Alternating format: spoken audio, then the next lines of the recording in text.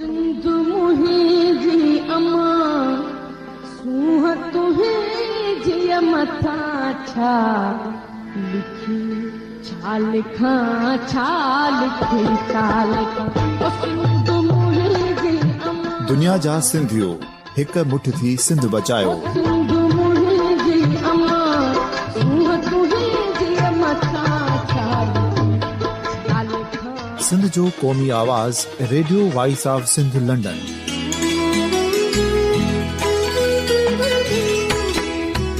Radio voice of Sindh London पंहिंजी नशरियात में सिंध जी सियासत, समाज, इक़्तिसादियात, तारीख़, क़ौमी उमंगुनि ऐं अख़लाक़ियात मुतलिक़ सिंध जी हक़ीक़ी तर्जुमानी कंदे प्रोग्रामनि खे असराइतो बणाइण लाइ सिंध जे घण घुरनि ऐं धरतीअ सां प्यार कंदड़ अदीबनि, दानिशवरनि, सहाफ़ियुनि, उस्तादनि, वकीलनि ऐं हर तबिके जे मानवारनि सजणनि खे सिंध में शऊरी इनकलाब लाइ सहकार जो सॾु ॾियूं था। अचो त गॾिजी सूफ़ियुनि ऐं संतनि वारी सिंध जो ओज हिक मुठ थी वरी वापसि आणण वारे सफ़र जा साथारी बणिजऊं।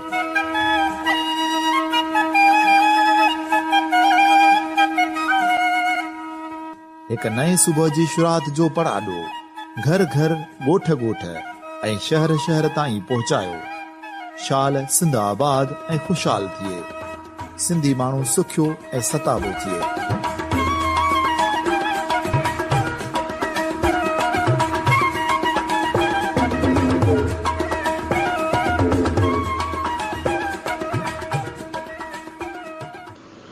Radio voice of Sindh London जे इन ख़ुसूसी प्रोग्राम में सामईन मां अवां जो मेज़बान वहीद मुस्तफ़ा अवां जी समातुनि में अवां खे भलीकार चवां थो। सामईन, नामियारे तरक़ी पसंद शाइरा ऐं लेखका फ़हमीदा रियाज़ जी यादि में हैदराबाद जे खाना बदोश राइटर्स कैफ़े पारां मेड़ाको कोठायो वियो आहे। मेड़ाके में फ़हमीदा रियाज़ जी तस्वीर आॾो गुल रखे मेणबतियूं ॿारे भेटा पेश कई। हुन मौक़े ते नामियारे लेखक ऐं शाइरा अतिया दाऊद चयो त फ़हमीदा सिंधी ॿोली अदब ऐं कल्चर सां प्यार कंदड़ हुई। हिन जहिड़ी ज़िंदगी फ़हमीदा रियाज़ जी भेण नजमा मंज़ूर चांडियो चयो त फ़हमीदा रियाज़ जी सॼी ज़िंदगी जदोजहद जो मिसाल आहे। हू जेतिरी ज़हीन हुई ओतिरी ई सादी बि आहे। उन मौक़े ते फ़हमीदा रियाज़ हिकु नज़म पढ़ी ॿुधाई। फ़हमीदा रियाज़ हिकु मज़बूत औरत हुई जेका असांजे विच में हमेशह रहंदी। हिन जूं तहरीरूं ऐं शाइरी असांखे संदसि मौजूदगी जो अहसासु ॾियारींदी रहंदी। हर को गुज़ारे नथो सघे।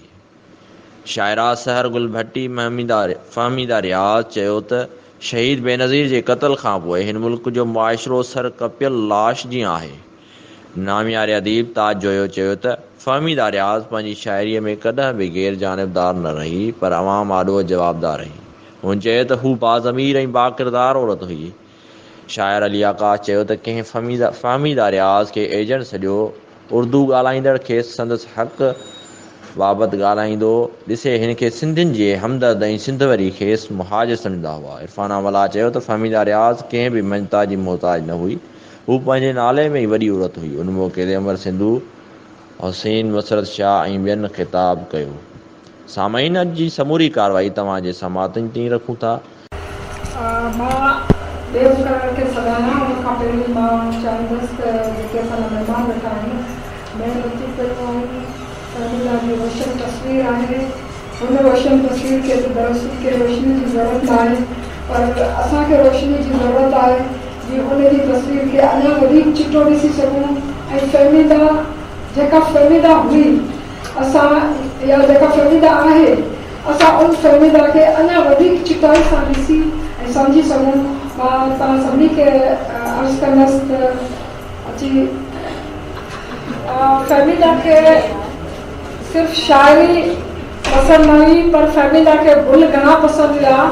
ऐं 7 नवंबर ते जेको अनी साहब जे घर ते प्रोग्राम हुयो उन प्रोग्राम में सभई ॾाढा बुके खणी आया, ख़ासि तौर ते विलायती गुलनि जा।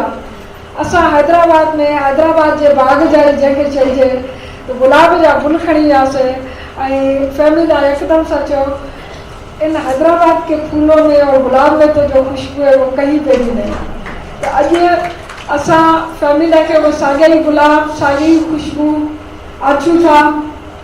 फहमीदा जे लाइ जेकॾहिं ईअं चइजे त फहमीदा के हिकिड़ी ज़बान के हिकिड़े तहज़ीबी विरसे न पर ख़ासि तौर ते ही धरती जेका फारसी हिंदी सिंधी उर्दू उन्हनि सभिनी तहज़ीबनि जो हिकिड़ो लिसानी संगम आहे। फहमीदा उन्हनि सभिनी ज़बाननि खे न सिर्फ़ु पंहिंजो कयो पर ईअं कयो जो सभिनी ज़बाननि जे घर ताईं पहुची उन सां मोहबत कई। फहमीदा लिखे थी कि धरती से कटा हुआ आदमी जब अपने वजूद को दोबारा धरती की भूमि बास और नमक में पेवस्त करने के लिए इस्तराब करता है तो उन बोलों की खोज करता है जो उसकी हिलाल मीरास थे। ऐं फहमीदा इन्हनि चारनि ई ॿोलियुनि जी तहज़ीब खे पंहिंजी हिलाल मीरास सम्झी उन्हनि जी जेका आहे ॻोल्हा कई, न रुगो ॻोल्हा कई और उन सां हिकिड़ो रिश्तो पैदा कया। बोली को मजहबी रंग नहीं दिया जा सकता और न जबान किसी मजहब का शाखसाना हो सकती है। कोई भी जबान मजहब से पहले वजूद रखती है। बोली इंसानी तहजीब का जुज़्व है, इंसानों की मेहनत के इश्तराक का दिल पजीर हामिल। मां फहमीदा के ॻाल्हाइण लाइ हसी मुसरत के साथ कंदसि। हसी मुसरत अची कुझु ॻाल्हाए। पत्थर की जुबान, दरीदा बदन, चमेली की नरम खुशबू से सोचों को मसहूर करने वाले शोले जैसे लफ्ज़, लफ्ज़ जो सच होते हैं, लफ्ज़ जो सच बयान करते हैं, लफ्ज़ों को शेर में ढालना और इस तरह ढालना कि लफ्ज़ मुजस्समा तयकर बन जाएं। फूल खुशबू का पता दें, टूटा कांच चूड़ी का पता दें। फहमीदा को क्या कहें? मज़ाहमत करने वाली तो मज़ाहमत तो हर कोई करता है, भला लिखारी तो 150 किताबें लिखने वाले मिल ही जाते हैं। शायर, शायर बनना भी मुश्किल नहीं, कई साहिबे दीवान हैं। फिर फहमीदा में क्या खास बात है? फहमीदा मज़ाहमत कार है, उसने ज़माने से मज़ाहमत की लेकिन उसने खुद से मज़ाहमत की। ये सबसे बड़ी मज़ाहमत होती है जो इंसान अपने वजूद से करता है, अपने अंदर की जंग लड़ता है। वो कई महाजों पे लड़ी। वो शायर है, ऐसी शायर जो लफ्ज़ों से सांस नहीं बुनती। फहमीदा लफ्ज़ों से सोच तख्लीक करती है, फरसुदा रवायतों को मिटाने वाली सोच, घूंघट में तड़पती चिंगारी जैसी सोच। फहमीदा ने अपनी सोच की अनजान कुंवारी लड़की को अपने गूंजते अफकार से धड़कता हुआ तलाई महताब थमा लिया। वो जो सिर्फ इंसान की नहीं खुदावन की भी मादर है।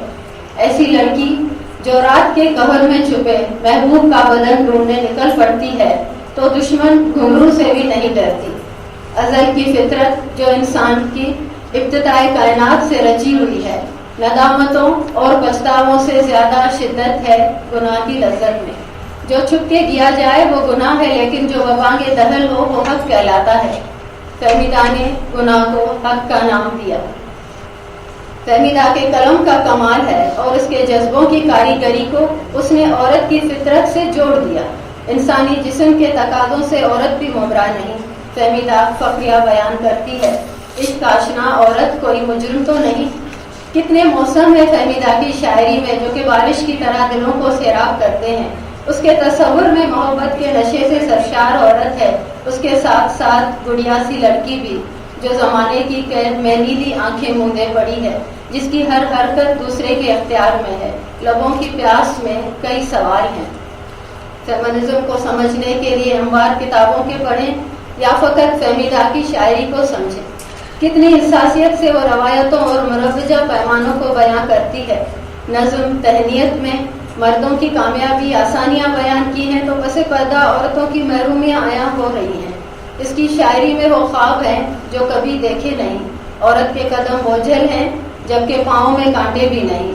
हवा की आहों में वो गीत हैं जो लबों पे आ न सके। फहमीदा के पास बस एक गुम हर्फ मुद्दा है जो करोड़ों दिलों की आवाज़ है। खुद शनासी और तरक्की पसंदी को फहमीदा ने जोड़ दिया। औरत को औरत की नज़र से महसूस किया। उसने आप बीती और जग बीती को सच्चाई में ढाल कर ज़माने के सामने रख दिया। فطرت کے نظاروں کو عورت کے جذبوں سے منسلک کر کے فہمیدہ نے نئے استعارے بنائے ہیں. جذباتیت احساسیت کے ساتھ اس کی قابلیت جیسے ایک نرمل دھنک کی دھاری ہے. حفظ زبانی کے لقب دانشوری کی شناختوں پر بھلے مردوں کی اجارہ داری ہو، لیکن فہمیدہ وہ شعور کا سورج ہے جس کی دمک کو چشموں کے انکار سے مان نہیں ہوتی. اس نے بدرشاہی کے نیموں کو للکارا ہے، مروجہ اصولوں کی بنیادوں کو اپنے عزم، شعور اور مزاحمت سے ہلا ڈالا ہے. اس نے جو سوچ تخلیق کی ہے اس سوچ کو سمجھنے کے لیے اس کے جیسی فکر چاہیے. مٹی کی مورت کی رگوں میں دوڑتے لہو کی سرگم سننے کے لیے اسی کا دریدہ بدن درکار ہوتا ہے. فہمیدہ کی تخلیق کی ہوئی عورت مجسمہ مزاحمت ہے. سنگ دل رواجوں کی کہنہ عمارت کو مسمار کرنے کی شکتی رکھتی ہے. وہ اپنے نعرہ مستانے سے زندان کو توڑ کر قید سے چھوٹ سکتی ہے. فیمنسٹ تحریک کو فہمیدہ نے اپنا خون جیسا شعور دیا ہے.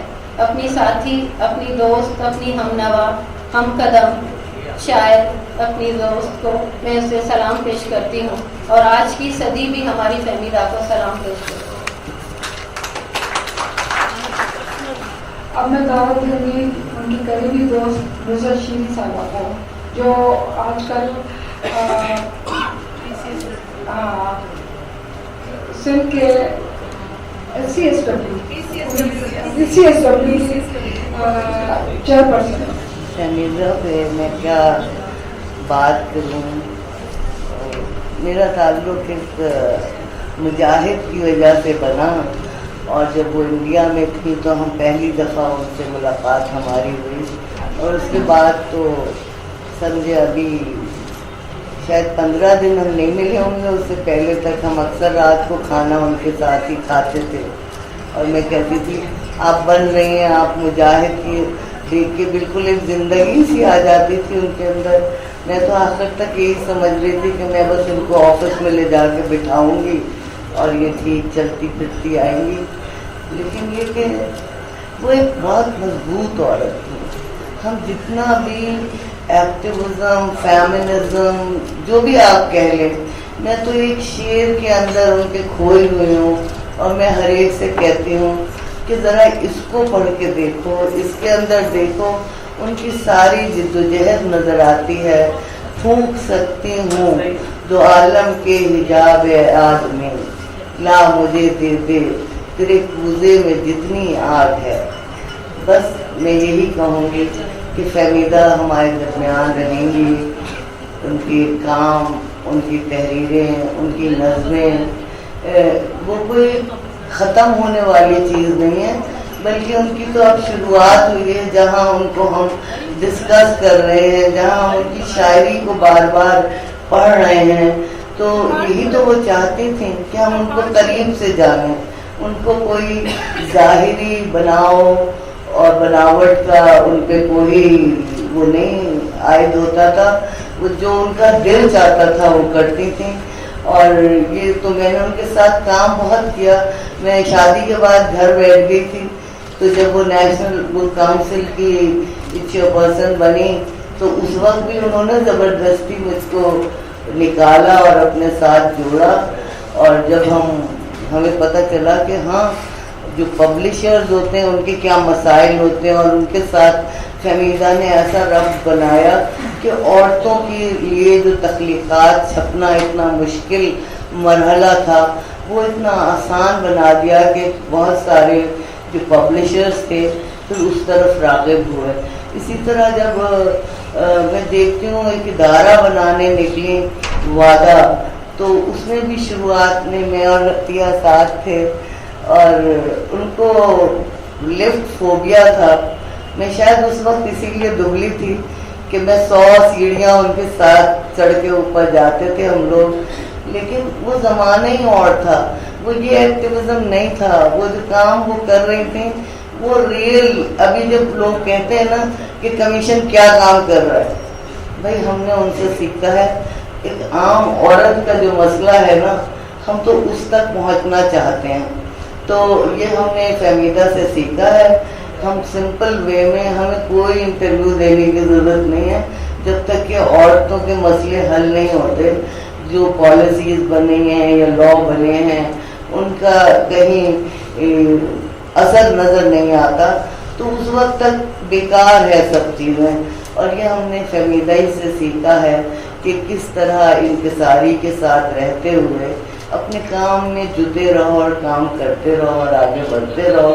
और फहमीदा तो अबद हो गई हैं। अब हम उनके कलाम से, उनकी गोदावरी आप देखें, जिंदा बहार देखें। मैं तो उनकी तहरीरें जब भी पढ़ती थी, अभी निकली हमारे पास पहला उनका जो पत्थर की जुबान का एडिशन था, हम मुजाहिद के साथ पढ़ रहे थे। हम कहते कितनी खूबसूरत नज़में उन्होंने कही हैं।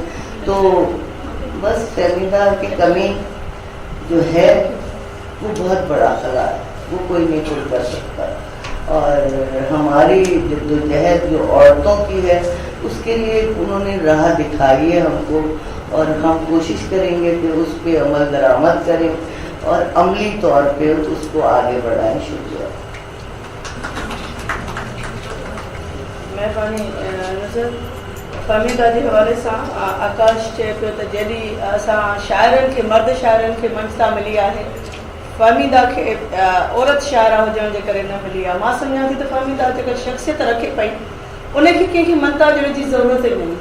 उहो फहमीदा हिकिड़ी हवा, हिकिड़ी ख़ुशबूअ वांगी पाण ई फैलती वेंदी ऐं पंहिंजी जॻह पाण ई जिथे किथे ठाहींदी रही। हुनजी शख़्सियत, हुनजी शाइरी, हुनजो नसर हिन ताईं फहमीदा जे शाइरी जे हवाले सां त ॻाल्हि ॿोल थी, पर जीअं नुज़रत ॻाल्हि कई त फहमीदा जो जेको नसर आहे, किला फरमोशा जहिड़ो ख़ूबसूरत जेके नावल आहे, उहो बि पंहिंजो मिसाल पाण आहे। त फहमीदा खे कंहिं बि शख़्सियत, कंहिं बि मंचता, कंहिं बि शइ जी ज़रूरत न आहे। फहमीदा पंहिंजे नाले में एतिरी जाम आहे जो पाण उन जॻह ते पहुची वञे थी। हिन प्रोग्राम जी कार्रवाई मूंखे ई हलाइणी हुई, मुंहिंजो आवाज़ जेतिरो ख़राबु आहे उहो तव्हांखे थोरो बर्दाश्त करिणो पवंदो। अमर सिंधूअ खे मां हाणे दावत ॾींदसि। अमर फहमीदा जे हवाले सां हिकिड़ो नंढिड़ो राइटअप लिखियो ऐं असां चाहियो ईअं हो त फहमीदा जेतिरो कुझु पंहिंजो इल्मी वसूल छॾे वई आहे ऐं फहमीदा जीअं सेलिब्रेट कंदे पंहिंजी ज़िंदगी गुज़ारी आहे, त अॼु फहमीदा जी यादि में रोशनियूं हूंदियूं, गुल हूंदियूं, फहमीदा जूं ॻाल्हियूं हूंदियूं ऐं उन्हनि ॻाल्हियुनि ते जिन ते असां टहक ॾेई खिली सघूं। असां चाहियूं था त हिन मेड़ाके जो उहे ॻाल्हियूं बि ज़रूरु मीरास थियनि। फहमीदा असां खां विछड़ी वई आहे, इहो हिकु सदीअ जो ॾुख आहे, पर जेको कुझु फहमीदा असांखे ॾेई वई आहे उहो केतिरनि ई सदियुनि जो आसूदगी आहे। त कुझु ज़िक्र उनजो बि थियणु घुरिजे। अमर सिंह। महिरबानी। असां चयो आहे त कुझु टहकनि जूं, कुझु हुननि जूं ॻाल्हियूं थियणु खपनि, पर सची ॻाल्हि आहे त मूंखे हिन वक़्तु मुमकिन आहे त उहो सभु कुझु यादि न अचे। फहमीदा जे वञण जी ख़बर ईअं हुई जीअं कंहिं ॿार जे हथ मां लॻण जी ग्रोथ छॾाइजी वञे, लॻण हवाउनि में काटा थी वञे, ॿार जेको पंहिंजी डोर जे कचे हुअण ऐं लॻण जे काटा थियण जे ख़ौफ़ खां अॻु ई वाक़िफ़ हुजे। हा, फहमीदा जे वञण जी ख़बर ईअं जीअं को ब्लैंक चेक तव्हांजे हथ में हुजे, ख़ुशी ख़ुशी तव्हां पंहिंजी मनपसंदि रक़म भरियो ऐं बैंक पहुचो, तव्हांखे चयो वञे तव्हांजो चेक त दुरुस्त थियो, पर हाणे मुंहिंजे कैश कराइण वारो मुद्दो गुज़री चुको आहे। मूंखे ईअं लॻो ॼण जॾहिं मूंखे ख़बर पई या जॾहिं मुकमल वाक़िफ़ियत थिए त फहमीदा जी क़दुरु क़ीमत छा आहे ऐं जॾहिं उन क़दुरु क़ीमत चुकाइण जो घड़ी आई तॾहिं ख़बर पई त फहमीदा उहो ॾिसण लाइ शायदि पाण न चुका आहे। फहमीदा जे वञण जी ख़बर ईअं बि हुई ॼण की गुफ़्तगू हलंदे ओचिती काल कटिजी वञनि, पर ईअं जीअं दिलि में ॻाल्हियुनि जा दफ़्तर हुजनि ऐं उहे ॻाल्हियूं जेके परसां करे न सघजनि ऐं जंहिंजे लाइ गोशो बि खपे, क्रीम खपे ऐं शायदि उहो गोशो, उहो क्रीम जॾहिं गोशो मिलियो हुजे तॾहिं क्रीम न रहियो हुजे। मुंहिंजे लाइ फहमीदा जे वञण जी ख़बर ईअं हुई।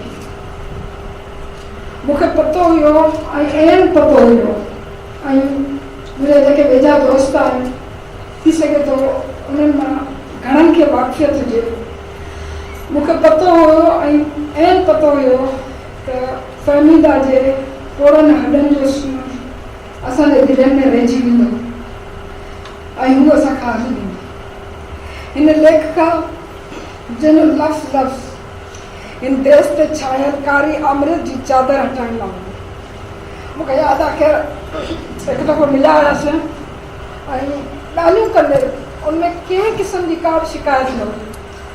ॻाल्हियूं कंदे हुन सिर्फ़ु एतिरो चयो ऐं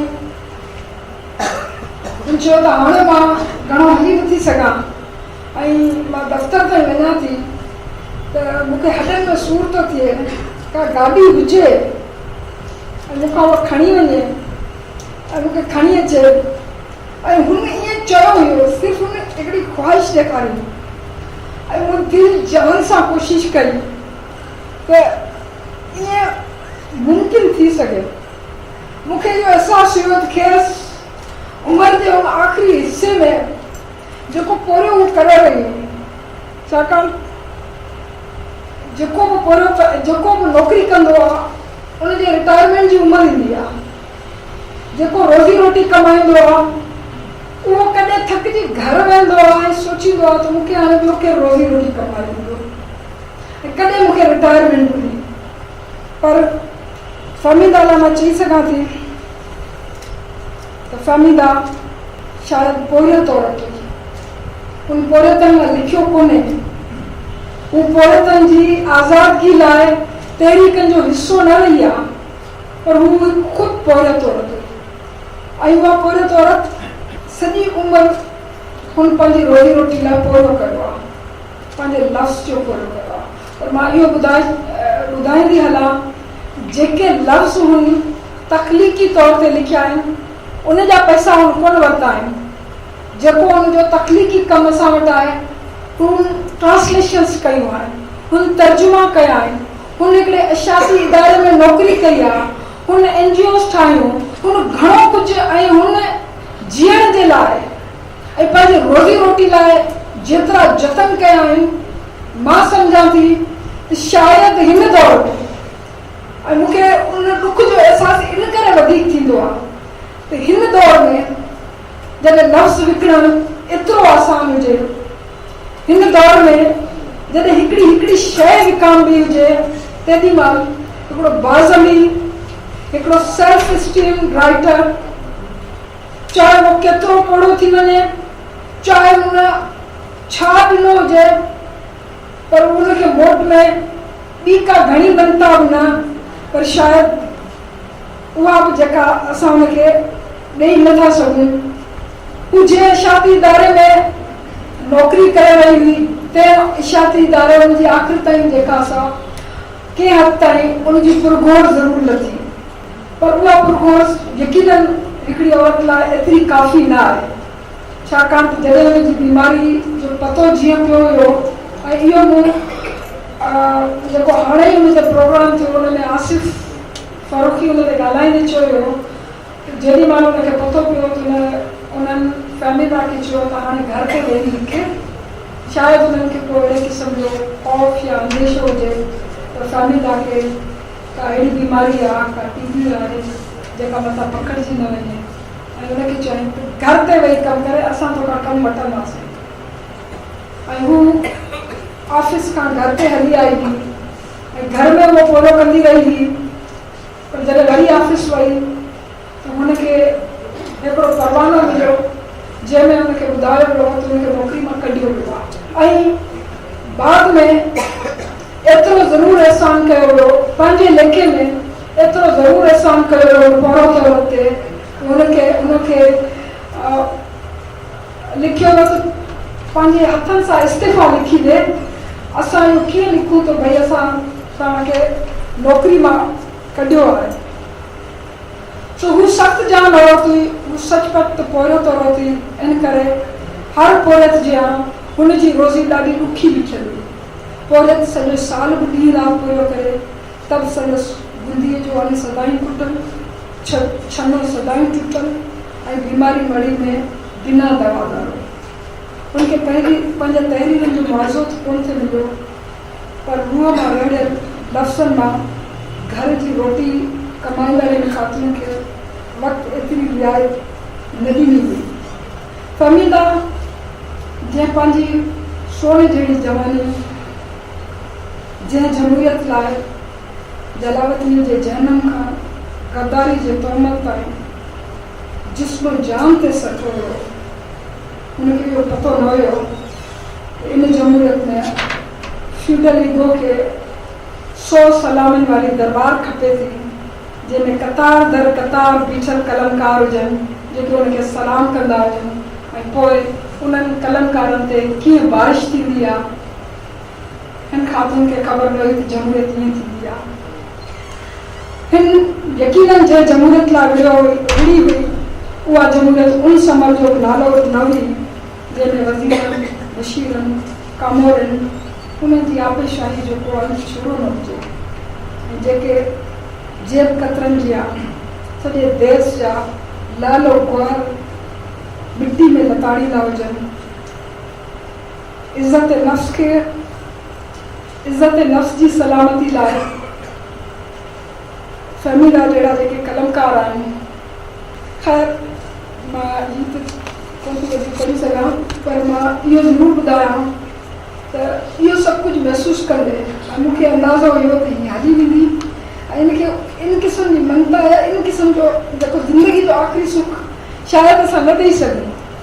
मूं सादका सलाउद्दीन खां वेंदे मूं हर उन माण्हू सां ॻाल्हायो हुयो, सादका सलाउद्दीन सां ज़ाती दोस्तीअ में, ऐं पावर कारीगर सां शायदि एतिरी बि असांजी न पवंदी आहे जो मां चवंदी आहियां त मूं वटि मोबाइल जी बि पावर बैंक रही कोन सघंदी आहे, छो त हुन सां पावर ॾंढ हूंदो आहे, उहा मूंखां विञाइजी वेंदी आहे।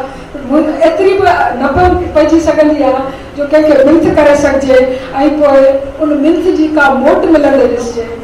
पोइ बि मूं हिकिड़ी मिंथ कई, ऐं मां अॼु इक़रार थी कयां मूं हिकिड़ी मिंथ कई फ़हमीदा लाइ। मूं एतिरो चयो हुयो हिन सरकार खे, इन सरकार जंहिंजे लाइ फ़हमीदा चवंदी हुई त मुंहिंजी सरकार आहे, ऐं उन फ़हमीदा जी सरकार खे मूं एतिरो ज़रूरु चयो हुयो त हाणे फ़हमीदा लाइ जेकॾहिं का अहिड़े क़िस्म जो बंदोबस्तु कजे जिते फ़हमीदा जेको इल्मु पढ़ियल आहे, ऐं मूं यकीन कयो त फ़हमीदा जेतिरी घण पढ़ी औरत मूं न ॾिठी आहे, को मूं राइटर अहिड़ो न ॾिठो आहे जंहिंखे अंग्रेज़ी, सिंधी, उर्दू, फारसी उन्हनि सभिनी जे क्लासिकल अदब खां वाक़िफ़ हुजे, ऐं ख़ासि तौर ते जॾहिं हुन हिकिड़ो किताब पे लिखियो किल्ला फरामोशी, छाकाणि हुनजा किरदार जेके आहिनि से हमेशह बाग़ी किरदार हुनखे पसंदि हुया। ऐं जेको पहिरियों जेको मूंखे तोहफ़ो ॾिनो हुयो उहो किताब जेका पुठियां तस्वीर लॻल आहे फ़रूख़ज़ाद जी, हुन मूंखे पहिरियों किताब पंहिंजी ट्रांसलेशन जो ॾिनो हुयो, ऐं ओड़े ई इन फ़रूख़ज़ाद जे देश जे मज़दक जो हिकिड़ो किरदारु हुयो जंहिं ते हू लिखणु पियो चाहियो, ऐं हुन जे लिखण लाइ हुन केतिरो पढ़ियो हुयो जेकॾहिं मां ॿुधायां त हैरान थी वञो। शायदि असांजा कुझु अदीब जेके ॾाढा नाले वारा आहिनि उन्हनि सॼी हयाती में एतिरो न पढ़ियो हुजे जेतिरो फ़हमीदा सिर्फ़ु उन किताब जे लाइ पढ़ियो हुयो, ऐं तारीख़ मां तलाश कयो हुयो ख़ासि तौर ते इन किल्ला फरामोशी जे नाले जी ओरिजिन खे ॾिसण लाइ।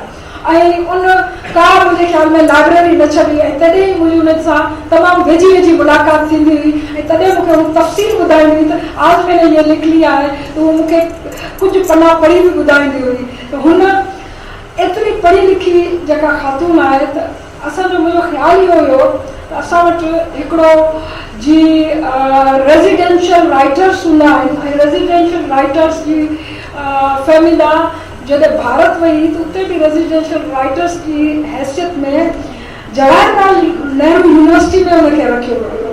हुन उहा ज़िंदगी कीअं गुज़ारी ऐं वापसि में अची हुन तहमतुनि जो जवाबु कीअं ॾिनो उहा हिकिड़ी अलॻि कहाणी आहे, पर ही जेका हुनजी पंहिंजी सरकार हुई उनजी सरकार गुलदस्तो खणी हुन ताईं पहुती त ज़रूरु हुई, ऐं फ़हमीदा खे वाक़ई गुल बि वणंदा आहिनि। आसिफ़ फ़रूक़ी ॿुधाए थो, उन लिखियो आहे ऐं मूंखे ॿुधायो आहे, उन चयो त उन पसंदीदा सरकार वारे उन्हनि खे चयो त तव्हांखे छा खपे। शायदि फ़हमीदा इन जो ज़िक्र कयो हुजे, पर जॾहिं महिल कंहिं चयो वियो त इहो असांजे इख़्तियार में न आहे, त फैमिला खे चयो वियो त तोखे छा खपे, त फैमिला चयो त कॾहिं कॾहिं ॿार ठीकु आहे नज़मा तव्हांखे वधीक ॿुधाईंदी उहो किसो कीअं आहे। ऐं चलो इहो असां नज़मा खां पुछूं था, पर मूंखे इहो अफ़सोस ज़रूरु हुयो छाकाणि त कुझु वक़्तु अॻु सोशल मीडिया ते इहा बहस हली ऐं चयो वियो त इहो असांजे इख़्तियार में न हुयो। मूं सिर्फ़ु हिकिड़ी शिकायत रखी ऐं उहा शिकायत मां मरते दम ताईं ज़रूरु कंदी हुअसि। फैमिला 3 साल 4 साल अॻु में हिकिड़ो मसवदो ॾिनो हुयो शाह अब्दुल लतीफ़ भिटाई जी अंग्रेजी ट्रांसलेशन जो, ऐं मुसलसल उहो खातो जेको रोज़ अलाए कहिड़नि कहिड़नि शाइरनि अदीबनि जा किताब छपाईंदो आहे, उन्हनि ते लखे रुपया उन्हनि खे फंड ॾींदो आहे, उन्हनि खे लतीफ़ ते मेला कराईंदो आहे। उन्हनि मेले वारी सरकार खे मूं अर्ज़ु कयो हुयो त हिकिड़ो उनजो मसवदो पियो आहे जेको शायदि 70 या 80 सुफ़्हनि जो हुयो, इहो छपाए वठिजे। ऐं इन्हनि 3 सालनि जे दौरान मूंखे एतिरी बि मोट न मिली सघी। ऐं जॾहिं बि वेंदी हुअसि मूंखां फैमिला पुछंदी हुई। पहिरें दफ़ो जॾहिं मां उन्हनि खे चयो ते ज़माने जो कामरो शायदि अदब खां वाक़िफ़ न हुयो, हुन मूंखे चयो त पोइ तव्हां ईअं कयो फैमिला खे चयो त उहा असांखे एप्लीकेशन लिखी असांजी पब्लिकेशन कमेटी खे उहा असां मसइलो चेक कंदासीं, पोइ असां ॿुधाए सघंदासीं। वो अची फैमिला मूंखां पुछियो त छा थियो, त मूं फैमिला खे पुछियो त फैमिला आप उसको भूल जाए। मां फैमिला सां उर्दू में ॻाल्हाईंदी हुअसि, फैमिला मूंसां सिंधी में ॻाल्हाईंदी। वो चयो त फैमिला आप उसको भूल जाए। छो ईअं छो, हीअ त पंहिंजी सरकार आहे। मूं चयो सरकार चवे थी त तव्हां मूंखे एप्लीकेशन लिखी ॾियो, पोइ हुनजी पब्लिकेशन कमेटी वेहंदी ऐं पोइ उहा सोचींदी या पब्लिश कजे या न कजे। त फैमिला चयो हा तो फिर क्या है, मैं लिखते थी हूँ। उन्होंने चयो त मां लिखी इहो मूंखे वो चयो त फैमिला ऐसा कभी नहीं होगा, आप नहीं लिखेंगे। ऐं उन सरकार खे असां न लिखियो, पर ॿी सरकार जेका उनजे नाले खां, उनजे कद काठ खां, उनजे इल्म खां, उनखां वाक़िफ़ हुई, उनखे बि मूं नवंबर 2016 में मसवदो मोकिलियो हुयो ऐं फैमिला जी वफ़ात ताईं कोई जवाबु कोन आयो। हू मसवदो छापीनि था नथा छापीनि। मूं 7 नवंबर ते उन दुख जो इज़हार कयो फैमिला जी मौजूदगी में, जंहिं ते हिकिड़े निजी इशात घर वारे ऐं तहज़ीब जे शरीफ़ रहवान मूंखे चयो इहो मसइलो असांखे ॾिजां, असां छपराए ॾींदासीं। पर मूं हुनखे चयो त फैमिला खे पहिरीं बि ज़िक्र कयो, पर फैमिला जो ख़्वाहिश इहा हुई इहो सिंध सरकार या कल्चर खातो छपराए। पर कल्चर खातो मूंखे लॻे थो त उहो इंतज़ार में हुयो जेकॾहिं केरु उहो वफ़ात करे वञे उन खे ऐलान करे। असां वटि कुझु खाता शजरे ममनूआ हूंदा आहिनि, पर सिंधूअ खे आदत आहे शजरे ममनूआ जी में जेको आहे सो ज़िक्र करण जी, ऐं उहा ज़रूरु कंदी आहे। ॻाल्हि बिल्कुलु सही आहे, ज़रूरी न आहे त कल्चर डिपार्टमेंट ई पब्लिश कराए, सिंधिया इंस्टीट्यूट ऑफ सिंधियालॉजी पब्लिश कराए सघे थो ऐं सिंधियालॉजी वटि पंहिंजो इशाती इदारो आहे। त असां इहा गुज़ारिश, जीअं त मां सिंधी यूनिवर्सिटी सां वाबस्ता आहियां, त असां इहो मसइलो कोशिशि कयूं पिया त इंस्टीट्यूट ऑफ सिंधियालॉजी जे प्लेटफॉर्म तां पब्लिश कराए। सिंधी यूनिवर्सिटीअ में ऐं शेख हयास जे दौर में फहमीदा रियाज़ जो हिकिड़ो टिघो रहियो आहे, वास्तो रहियो आहे सिंधियालॉजीअ सां, ऐं सिंधियालॉजीअ में वेही फहमीदा रियाज़ शेख हयास जी ट्रांसलेशन कई आहे। त इहा बि असां कोशिशि करे सघूं था। ज़रूरी न आहे त कल्चर डिपार्टमेंट पब्लिश कराए, न करायो त का वॾी ॻाल्हि बि कान्हे का। फहमीदा खे कंहिं बि डिपार्टमेंट जी ज़रूरत न आहे। इहा इन करे मां चाहींदसि अमर सिंधूअ खे त इहा ॻाल्हि हिते ख़तमु करे कुझु ॿियनि डिपार्टमेंट सां असां ॻाल्हि कयूं पिया, ऐं उतां मूंखे पूरो वैसाउ आहे त सिंधियालॉजी खे अगरि असां चयो त उहो ज़रूरु पब्लिश थी वेंदो। मां हाणे गुज़ारिश कंदसि हिनखे ताज जोए साहिब खे त फहमीदा रियाज़ जे हवाले सां जेको मक़ालो तव्हां साहिबु लिखियो आहे उहो तव्हांजे अॻियां पेश कयो। मुंहिंजे हिन मक़ाले जो उनवान आहे फहमीदा रियाज़ जी ॿी सिंध बदरी। लिखो खलकत का नाम लेकर जो ज़मीनों पर मुहीत है, लिखो खलकत का नाम लेकर जो ज़मीनों पर मुहीत है, और ज़मानों तक रवां है जो अजीम है कबीर है। मैं गवाही देती हूँ अपने मजलूम लोगों की दिलेरी की मैं गवाही देती हूँ, उनकी फतह मुबीन की मैं गवाही देती हूँ। शाह मोहम्मद मरीह फामीदा रियाज़ ला 3 लफ़्ज़ लिखिया आहिनि, हसीन, ग्रेस ऐं नस्वानियत जी मुजस्सिम। तव्हां उहे साॻा 3 लफ़्ज़ इस्तेमालु इब्तिदा में इस्तेमालु कंदे चवंदुसि हुस्न, ग्रेस ऐं नस्वानियत जी मुजस्सिम फामीदा रियाज़ उहा शाइर हुई जेका पंहिंजे शाइरी ऐं तहरीरुनि में कॾहिं बि ग़ैर जानिबदार न रही, पर हुन जो अवाम ऐं इंसान ॾांहुं रवैयो ऐं नज़रियो हमेशह जवाबदार रहियो। उहो पंहिंजे शाइरीअ तोड़े अमली ज़िंदगीअ में हमेशह उमेद जो इस्तारो रही ऐं कंहिं चवाणी उमेद ज़िंदगीअ जी महबूबा हूंदी आहे। हिन अवाम लाइ लिखियो, आम ख़ल्क़ लाइ लिखियो, जेका संदसि चवाणी ज़माननि ते मुहित आहे ऐं ज़माननि ताईं रवा रही आहे ऐं रहंदी। मौजूदा बेज़मीरीअ, बैदा ख़िलाफ़ीअ ऐं यू टर्न जे दौर में हू हमेशह बाज़मीर, बावफ़ा, बावकार, बाकिरदार कौल ऐं अमल में हिकु जहिड़ी रही। हूअ पंहिंजी सोच, उसूलनि, ख़्यालनि ऐं मौक़िफ़ ते सदाईं कारबंद रही ऐं हुन कॾहिं बि चयल तोड़े लिखियल लफ़्ज़नि ते यू टर्न न खाधो। हूअ वेसा, एतमाद ऐं एतबार जी देवी शाइर हुई। हूअ औरत ज़ात तहरीक जी अॻुवाण ऐं कारकुन रही। हिन उन ॾिस में खुली शाइरी कई, ताना सठा इल्ज़ाम बर्दाश्त कया, तनक़ीदुनि खे मुंहुं ॾिनो, पर विख पुठिते न हटाई। हूअ अकेलाईअ, बेवसीलाईअ ऐं बेसरो सामानीअ सां गॾु आज़माइशुनि ऐं इम्तिहाननि में हमेशह ॼमी बीठी रही।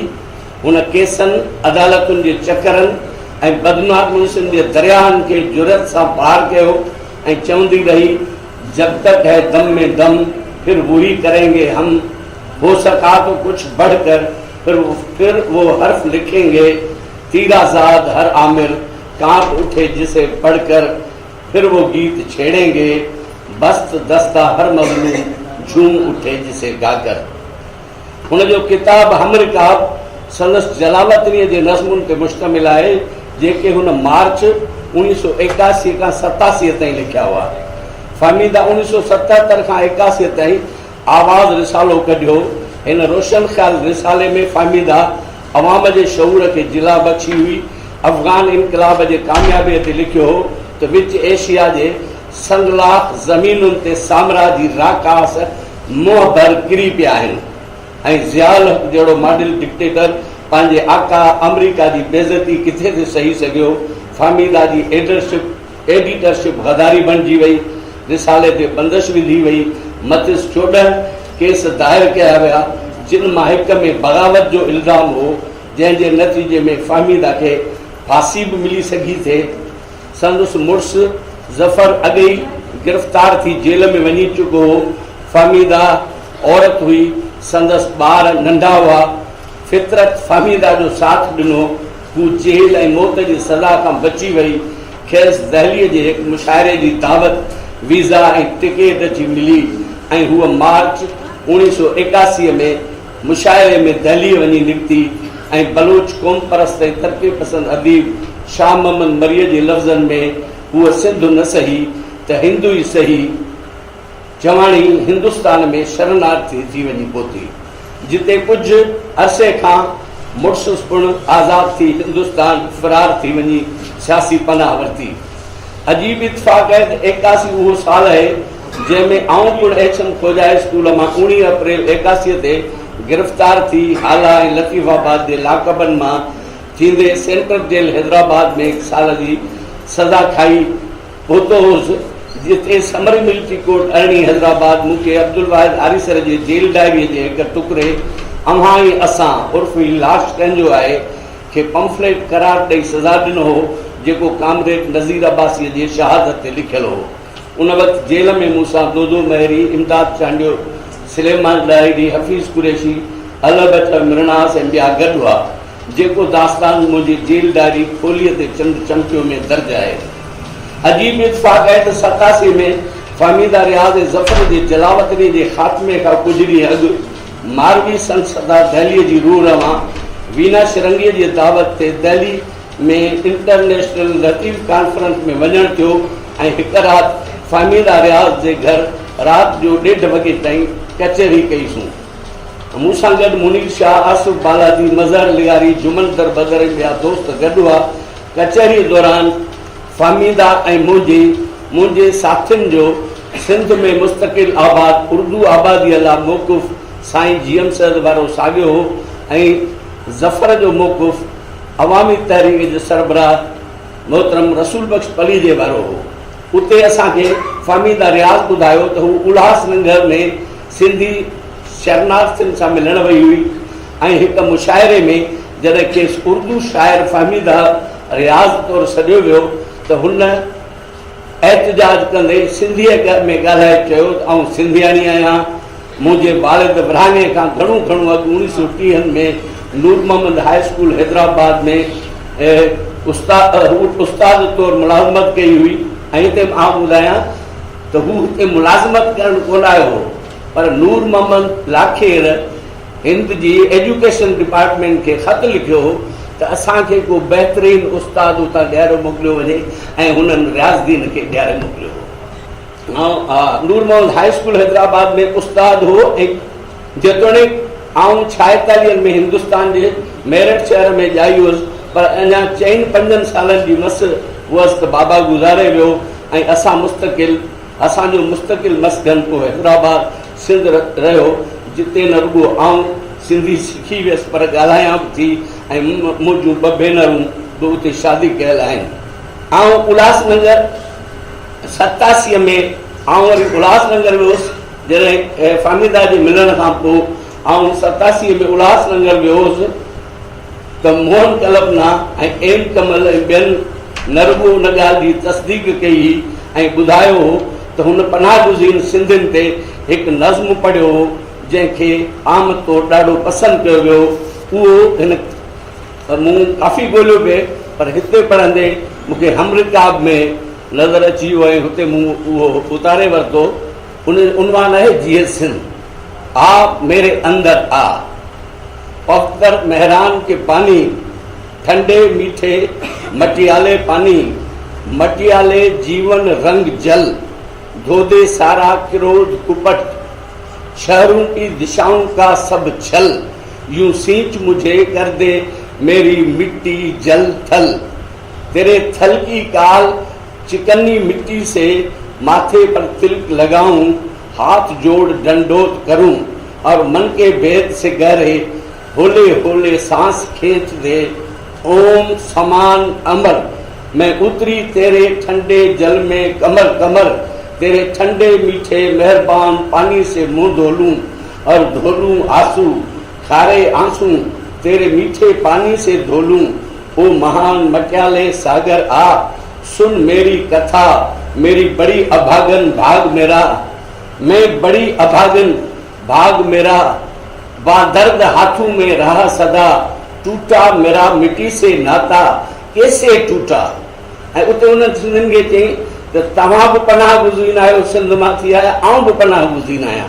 त पोइ उते चई त टूटा मेरा मिट्टी से नाता कैसे टूटा, एक आंधी पड़ी भयानक लाल चुड़ैल, मुझे ले उड़ी उठाकर टपका उसने कहां से कहां, तेरे चरणों में शीश झुकाती एक अकेली जान, मेरे साथ मेरा कोई मीत नहीं, कोई रंग रूप कोई प्रीत नहीं, मेरी अनगर फीकी मुरझाती बोली में कोई संगीत नहीं, मेरी पीढ़ियों के बीते जुग मेरे साथ नहीं, बस एक निर्दयी धर्म है जिसका भरम नहीं। इहो नज़्म हुन उते पढ़ियो। उहो अजीब इत्फाक़त जॾहिं 87 में फ़हमीदा रियाज़ जलावतनी ख़त्म करे सिंध आई हुई त मदद अली सिंधी ऐं हसन मुश्तबा फ़हमीदा रियाज़ सां सिंधी सांझ पारां प्रेस क्लब हैदराबाद में साणस रिहाण कई ऐं मूं बि उते फ़हमीदा ते ॻाल्हाईंदे चयो त फ़हमीदा रियाज़ मुंहिंजी नज़र में ज़फ़र हुजण खां वधीक सिंधियानी आहे। जीअं त कुझु दोस्तनि एतिराज़ कयो, ज़फ़र बाय बर्थ मोरूसी सिंधी आहे, पर फ़हमीदा हुसैन ज़हनी ऐं फ़िक्री तौरु सिंध खे माउ सॾियो आहे ऐं हूअ परफेक्ट सिंधियानी आहे। हसन मुस्तफा जे कालम में लिखियल हिकु ॻाल्हि सां मूंखे इख़्तिलाफ़ आहे। हुननि चयो त मोहम्मद इब्राहिम जो इन प्रोग्राम जी कुझु दोस्तनि जे मशवरे सबबु सदारत न कई हुई, पर आउं हुते मौजूदु हुउसि। जोए साहब जेकी कुझु चयो हो उनजी मदद लिए सिंधी शाहिदी ॾिनो ऐं आउं बि शाहिद आहियां त जोए साहब चयो हो त प्रोग्राम फहमीदा जो आहे, हूअ हिंदुस्तान मां मोटी आहे, हूअ सदर बि आहे त ख़ासि महिमान बि आहे, असां हेठि वेही संदसि ॻाल्हियूं ॿुधंदासीं ऐं शाइरी ॿुधंदासीं। हुन सदारत खां इनकार न कयो हो। फहमीदा असां निज सिंधियुनि यानी जेके असीं सन ऑफ साइल्स आहियूं, आउं चवां थो उन्हनि खां वधीक सिंधी हुई। फहमीदा रियाज़ उन 7 साला जलावतनी में संदसी लफ्ज़नि में मेरी ज़िंदगी के 7 साल गोया यहाँ भटक रहे चयो आहे। ऐं जॾहिं किश्वर नाहिर कंहिं मुशाइरे दौरान दहली वञी फहमीदा सां मुलाक़ात कई हुई त प्यारे पाकिस्तान जे सफ़ारत खाने जे आला ऑफिसरनि वज़ारत ख़ारिजा पाकिस्तान खे इतलाह ॾिनो हो त किश्वर नाहिर पाकिस्तान दुश्मन फहमीदा रियाज़ सां मिलंदी रहे थी। किश्वर नाहिर पाकिस्तान दुश्मन आहे, फहमीदा रियाज़ सां मिलंदी रहे थी। ऐं जॾहिं किश्वर नाहिर पाकिस्तान मोटी आई त खेसि हिकु डिघो एक्सप्लेनेशन काल मिलियो हो। तव्हां सभु ॼाणो था त जॾहिं ज़ियाउल हक़ टीवी एंकर्स ऐं कंपेयर औरतुनि लाइ रओ ऐं कारो स्कार पाए अचण जो हुकुम सादर कयो हो त सिंध जी हिकु महताब अकबर राशिदीअ इनकार करे टीवी प्रोग्राम कनि छॾे ॾिना हुआ। ऐं ॿियो फहमीदा जंहिं चादर ऐं चौधरी वारी उनवान सां तवील नज़्म लिखियो हो, जेको बि संदसि जलावतनीअ जो हिकिड़ो कहण हो। हुजूर मैं इस सयाह चादर को क्या करूंगी, थोड़ो तवील है, ॿुधण जी कोशिश कयो। हुजूर मैं इस सयाह चादर को क्या करूंगी, ये आप क्यों मुझको बख्शते हैं बिसत इनायत। न सोग में हूँ कि इसको ओढ़ूं, गम अलम खल्क को दिखाऊं, न रोग हूँ मैं कि उसकी तारीकियों में खिफ्त से डूब जाऊं। न मैं गुनहगार हूँ न मुजरिम कि इस सयाही के मुहर अपनी जबीन पर हर हाल में लगाऊं। अगर न गुस्ताख मुझको समझे घर में जान की अमान पालूं, तो दस्त बदस्ता करूं गुजारिश कि बंदा परवर हुजूर के हुजरे मुहत्तर में एक लाश पड़ा हुआ है। न जाने कब का गला सड़ा है, ये आपसे रहम चाहता है। हुजूर इतना करम तो कीजिए, सयाह चादर मुझे न दीजिए। सयाह चादर से अपने हुजरे के बेकफन लाश ढांप दीजिए कि उससे फूटी है जो अफूनत, वो कोचे कोचे में हाँपती है, वो सर चमकती है चौखटों पर, बरहनगी तन की ढांपती है। सुने जरा दिल खराश चीखें बना रही हैं अजब ह्योले, जो चादरों में भी है बरहना। ये कौन है जानते तो होंगे, हुजूर पहचानते तो होंगे, ये लोंडियां हैं कि यरगुमाल हिलाल शब भर रही, कि यरगुमाली हिलाल शब भर रही, दम सुबह दर बदर हैं ये बांदियां हैं कि जोजगी का खिराज देने कतार अंदर कतार बारी के मुंतजर हैं ये बच्चियां हैं कि जन के सर पर फिरा जो हजरत का दस्ते शफकत, तो कम सनी के लहू से रीशे सफेद रंगीन हो गई है। हुजूर के हुजरे मुअत्तर में जिंदगी खून रह गई है, पड़ा हुआ है जहाँ पे लाशा तवील सदियों से कत्ल इंसानियत का ये खून चका तमाशा। अब इस तमाशे को खत्म कीजिए हुजूर, अब इसको ढांप दीजिए। सयाह चादर तो बन चुकी है मेरे नहीं आपकी जरूरत, कि इस जमीन पर वजूद मेरा नहीं फकत एक निशान शहवत। सयाह चादर तो बन चुकी है मेरी नहीं आपकी जरूरत, कि इस जमीन पर वजूद मेरा नहीं फकत एक निशान शहवत। हयात की शाहराह पे जगमगा रही है मेरी जहानत, जमी के रुख पे जो है पसीना तो झिलमिलाती है मेरी मेहनत। ये चार दीवारियां یہ چادر گلی سڑی لاش کو مبارک کھلی فضاؤں میں بعد ماں کھول کر بڑھے گا میرا سفینہ. میں آدم نو کی سفر ہوں، میں آدم نو کی ہم سفر ہوں کہ جس نے جیتے ہی میرے بھروسے سے بھری رفاقت. وہ شاعر جے عوام جا تہذیبی ترجمان تھن تھا، جن میں گل خان نصیر، شیخ ایاز، حبیب جالب فہمیدہ ریاض جا نالا فخر کھڑی سجن تھا. پر آؤں تو چندس تو ہوا سندھ جی ترجمان شاعر ہوئی جن 1985 میں پاکستان لٹریچر اینڈ سوسائٹی کتاب میں سندھی ادب کے نروار کیو، جن شیخ ایاز جی شاعری کے ہلکا برے زنجیر کے روپ میں پیش کیو، جیکو ترجمے کھاں ودھیک تخلیقی لگے تو. فہمیدہ شاہ جو رسالو انگریزی میں ترجمو کیو جیکو ثقافت کھاتے وٹ گروی ہے. رکھوں امید تو سردار شاہ سندھ ماں دہلی کا ڈیو بھیرو ہمیشہ لاہور جلاوطن تھن. فہمیدہ ریاض جو او کلمی پوڑیو عشایت جو روپ ہن جے ہتھاں ڈھارے سگھے تو. تنویر کھاں پو فہمیدہ ریاض سندھ بدل تھی ہے، پر اساں بنی سان انصاف نہ کیو ہے. مہربانی تاش تاں جی مجاہد بریلوی صاحب چاہن پیا تو پہلے اوے گالائیں تو میں مجاہد بریلوی صاحب کی گزارش کرنا چاہتی. شکریہ. لاؤ ہماری زیست کے بکھرے ہوئے ورق، کچھ اپنا کچھ تمہارا خزانہ رقم کریں. کراچی یونیورسٹی کی لابی میں ہم نے ادھر ادھر کے بکھرے کامریڈوں کے ساتھ ایک ینگ رائٹرز فورم بنائی ہوئی تھی. یوم مئی پر مشاعرے کا پروگرام بن رہا تھا. نجمہ بابر نے کہا فیض ملک سے باہر ہیں، جالب جیل میں. ایک تیسرے شاعر کا نام لیا گیا تو کہا گیا وہ سرکاری ملازم ہیں. نجمہ نے کہا میں نے ریڈیو میں سنا ہے لندن سے فہمیدہ ریاض آئی ہوئی ہیں. بھائی 22 سال کی عمر میں پتھر کی زبان کی شاعری کے کیا کہنے ہیں. تزئین لبو گیسو کیسی پندار کا شیشہ ٹوٹ گیا تھی جس کے لیے سب آرائش اس نے تو ہمیں دیکھا ہی نہیں. ریڈیو سے قمر جمیل سے فہمیدہ کا نمبر لیا. خورشید حسنین کی ڈیوٹی لگی کہ اپنی گاڑی میں لے کر مرزا رفع الحسن کی غالب لائبریری میں لائیں. اپنے مارکسی مینٹور سید سبت حسن کے ساتھ فہمیدہ کو ہم نے دیکھا تو ایک تو سبت حسن کا خوف، دوسرا فہمیدہ کے سراپے کو دیکھ کر ہماری زبانیں خشک ہو گئیں. ہم نے مشاعروں میں عدا جعفری جیسی شاعرات کو دیکھا تھا، سر پر ساڑی کا پلو، آنکھیں جھکائے شائستہ کالم پڑھ رہی ہوتی تھی جس پر سبحان اللہ میں ڈال دی جاتی.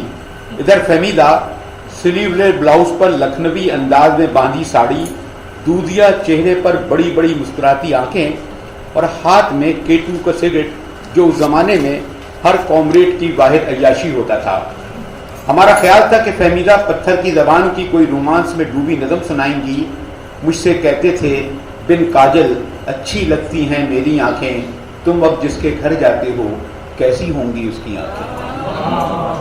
مگر فہمیدہ نے اپنی معمول سے اونچی آواز میں کہا آج میں آپ کو نئی نظم سناؤں گی. 23 مارچ قرارداد پاکستان پر نہیں بلکہ راول پنڈی کے جلسے میں پنجاب پولیس سے فائرنگ سے شہید ہونے والے بلوچ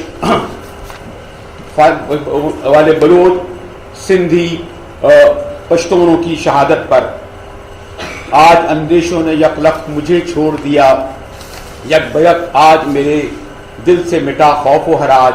آج سینے میں بھڑکتی ہے جب خون کی پیاس، ایک بگولے کی طرح رقص کو جی چاہتا ہے. غم و اندوہ سے پامال و شکستہ تن ہو، آؤ اے ہم وطنوں رقص کرو غیث کا رقص، بکھرے ہوئے پندار کا رقص، رنج و رسوائی کا امیدوں کا رقص. پیرہن چاک کرو مصلحت اندیشی کا، اپنے اشکوں کی برستی بھی بوچھاڑ میں آؤ. یہ جھجکتے ہوئے بازو تو لہراؤ، جسم کو رقص کے گرداب میں چکرانے دو. شہر در شہر جو ہم رقص میں لہرائیں گے، حلقہ در حلقہ بھور پڑتے چلے جائیں گے. مشاعرہ ختم ہوا. طارق روڈ کے ایک ہوٹل میں کھانا کھایا گیا. جنہوں نے کبھی سگریٹ چکھی نہیں تھی فہمیدہ کے ایڈمریشن میں ساری کیٹو کی پیکٹ خالی کر دی. ہم سب جو عمر میں ان سے 5-6 سال چھوٹے تھے ان پر عاشق ہو چکے تھے.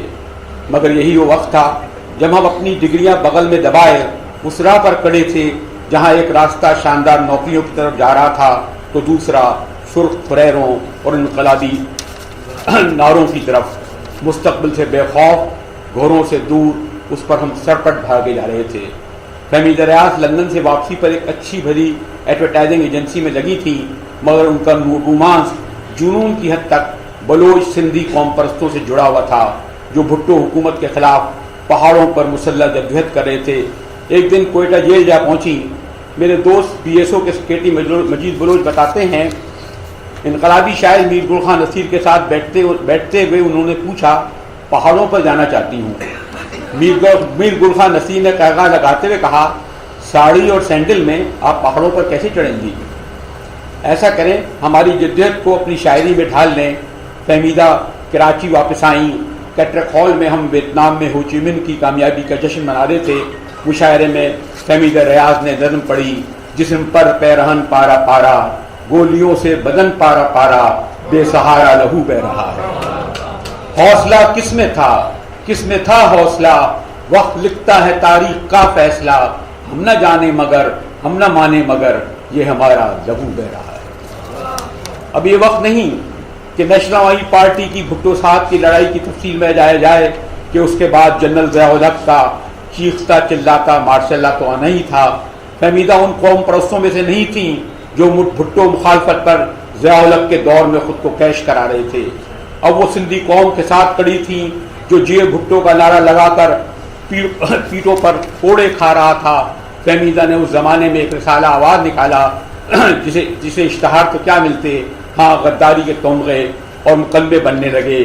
کوتوال بیٹھا ہے کیا بیان دیں اس کو، چیتھڑا ہے یہ قانون باغیوں کی قدمی سے، اس سے دھول جاڑیں گے، آمری نحوست ہے یہ نظام احکامات، بیچ چوک پھاڑیں گے، وقت آنے والا ہے احتساب ہم لیں گے، جب حساب ہم لیں گے پھر جواب دینے کو پھر تم کہاں ہوگے۔ فہمیدہ کے پاس اتنے پیسے تو تھے نہیں کہ یورپ جلاوطنی اختیار کرتی۔ ایک شام وہاں پلٹ گئیں کہ جہاں ان کے آبا نے ہجرت کی تھی۔ دہلی میں سال بھر بعد ملاقات ہوئی تو سر پر پڑی سیاہ چادر اور آنکھوں میں تیرتی تراوٹ کے علاوہ کچھ نہ تھا، کچھ کہنے کو سننے کو نہ تھا۔ مہینے بھر بعد میرے نام ایک نظم ملی اور محمد خان جنوجو کے نام اپیل کہ اگر مارشاء اللہ ختم ہو گیا تو مجھے اپنے وطن لوٹنے دیا جائے۔ نظم میرے لیے تھی اور میرے لیے بہت بڑا اعزاز۔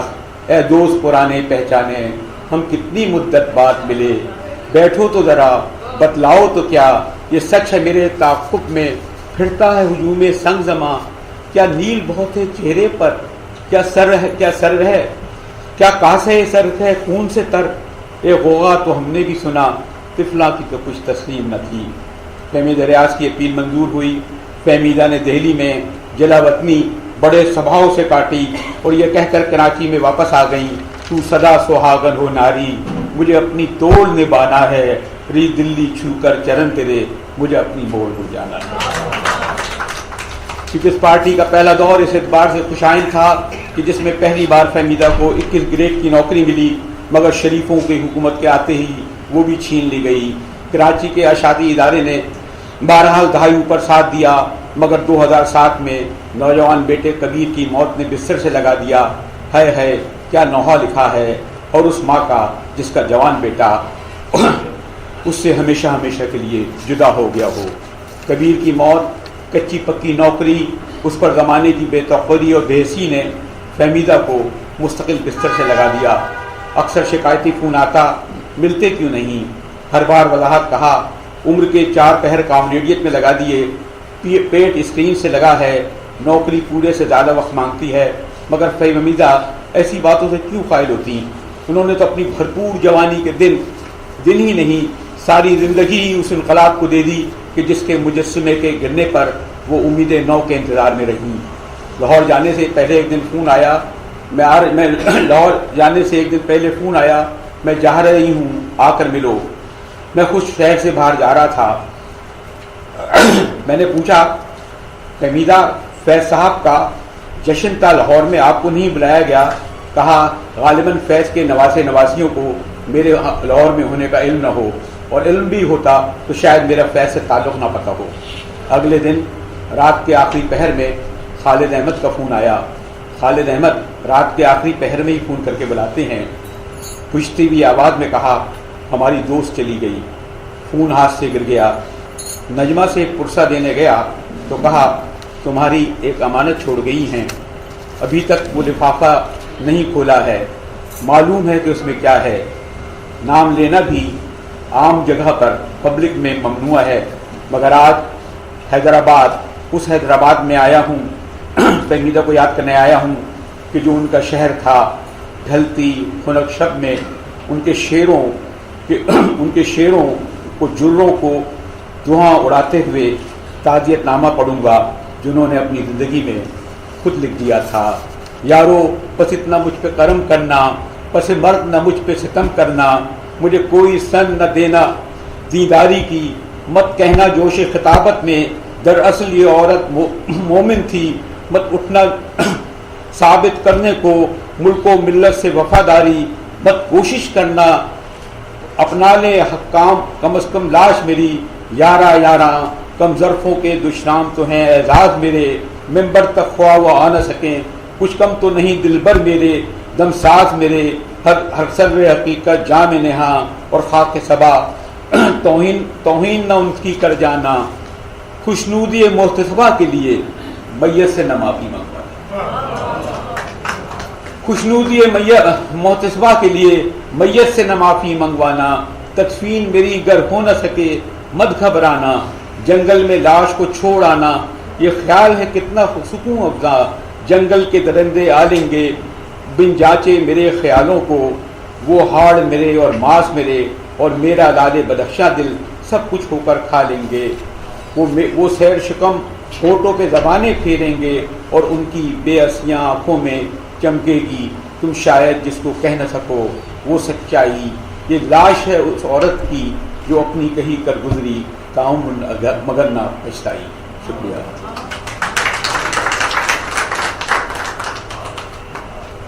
वाकई कुछ कम नहीं है फहमीदा के दिल पर, अब भी हैं और हमेशा रहेंगे। अब मैं दावत कलाम देती हूँ सर गुलभट्टी साहबा को। सर। संग दिल रवाजों की ये इमारत कोहना, संग दिल रवाजों की ये इमारत कोहना, अपने आप पर नादिम अपने बोझ से लर्ज़ां, जिसका जर्रा जर्रा है खुद शिकस्तगी सामा, सब खमीदा दीवारें सब झुकी हुई कड़ियाँ, संग दिल रवाजों के खस्ता हाल जिंदा में, सब खमीदा दीवारें सब झुकी हुई कड़ियाँ, संग दिल रवाजों के खस्ता हाल जिंदा में, एक सदाए मस्ताना एक रक्स रिंदाना, ये इमारत कोहना टूट भी तो सकती है, ये इमारत कोहना टूट भी तो सकती है, ये असीर शहजादी छूट भी तो सकती है, संग दिल रवाजों के खस्ता हाल जिंदा में, एक सदाए मस्ताना एक रक्स रिंदाना। मैं थोड़ा दिया खाना बदोशी जिनमें फहमीदा साहिबा ॻाल्हाइण लाइ निंड ॾिनी। मां अॼु फहमीदा साहिबा सां मुंहिंजूं चंद मुख़्तसिर मुलाक़ातूं त थींदियूं रहंदियूं हुयूं, पर मुंहिंजी जेका तफ़सीली मुलाक़ात आहे फहमीदा साहिबा सां 2010, 9 ऐं 10 जे विच में NCSW में national commission on the status of women, जिते आउं नेशनल रिसर्च कोऑर्डिनेटर तौरु कमु कंदी हुअसि ऐं ख़ैबर पख्तूनख्वा जे ते रेडिकल रिलीजियस पॉलिटिक्स ते कमु कंदी हुअसि, उते थी। अनीस साहिबा मुंहिंजी बॉस हुई, अनीस हारून, ऐं फहमीदा अक्सर उते ईंदी रहंदी हुई। त मुंहिंजे ज़हन में उनखे फहमीदा साहिबा खे ॾिसी ख़्यालु आयो त हीअ जेके कामयाबु ख़वातीन आहिनि या कामयाबु मायूं आहिनि, उन्हनि जी ज़िंदगी तमामु घणनि मरहलनि मां गुज़री आहे। कामयाबु मां इन करे चवां थी पई, हू समाज में किथे बीठल आहिनि, ज़िंदगी में शिकस्तगी भी हूंदी, नाकामी भी हूंदी, पर किथे कहिड़नि कहिड़नि मरहलनि मां गुज़रनि। छो न मां हुनजो इंटरव्यू वठां, अनीस बि हिते आहे, रानी ख़ावर साहिबा अक्सर ईंदी रहंदी हुई, छो त कमीशन जा मेंबर्स हुया, ऐं मूं इंटरव्यू शुरू कयो फहमीदा रियाज़ साहिबा खां, ऐं मूं हुननि खे जॾहिं इहो ॿुधायो इंटरव्यू जो, त तव्हांखे ख़बर आहे त फहमीदा मूंखे पहिरीं चयो त तूं रिकॉर्डर बंदि कर। उहो ई मूंखे पहिरीं पुछियईं त मुंहिंजी जानी स्टाइल ऑफ स्पीकिंग, मुंहिंजी जानी तोखे सिगरेट सां प्रॉब्लम त कोन थो थिए? मूं चयो न मूंखे तव्हांजी सिगरेट सां प्रॉब्लम आहे, न मूंखे तव्हांजे गिलास सां प्रॉब्लम आहे। उन खां पोइ जेको मां हुननि सां इंटरव्यू वरितो, उन मूंखे हैरान इन करे छॾियो त हर सवाल जे जवाब में जेका हुननि जी फ़िक्री सम्झ हुई, उहा कीअं पे साम्हूं आई, उन मूंखे कीअं मुतासिर पे कयो तंहिं वक़्त में, ऐं मां उन मां चंद इक़्तिबास जेके आहिनि टुकड़ा पेश कंदसि। ऐं उहो इंटरव्यू त तमामु घणो तवील आहे। ऐं मां इहो ॿुधाए छॾियां त जंहिं किताब जे लाइ मूं चयो त मां उन ते कमु कयां, उन में पोइ मां हमरा खलीक, निगहत सईद ख़ान, अनीस हारून, फहमीदा हुसैन, फहमीदा रियाज़ खां अलावा आलिया इमाम, नूरुल्लाह शाह खां इंटरव्यू वठी चुकी आहियां। हीअं शायदि कमीशन या कुझु ॿिया इदारा चवनि था त उनखे छापींदा, सो उनखे ऑर्गेनाइज़ करे मां उन्हनि खे ॾींदसि। फहमीदा साहिबा जो तरक़ी पसंदीअ ॾांहुं जेको लाड़ो हुयो, उहो मूंखे मतिलबु इंटरव्यू जे शुरू में ई ईअं मूंखे ख़बर पई।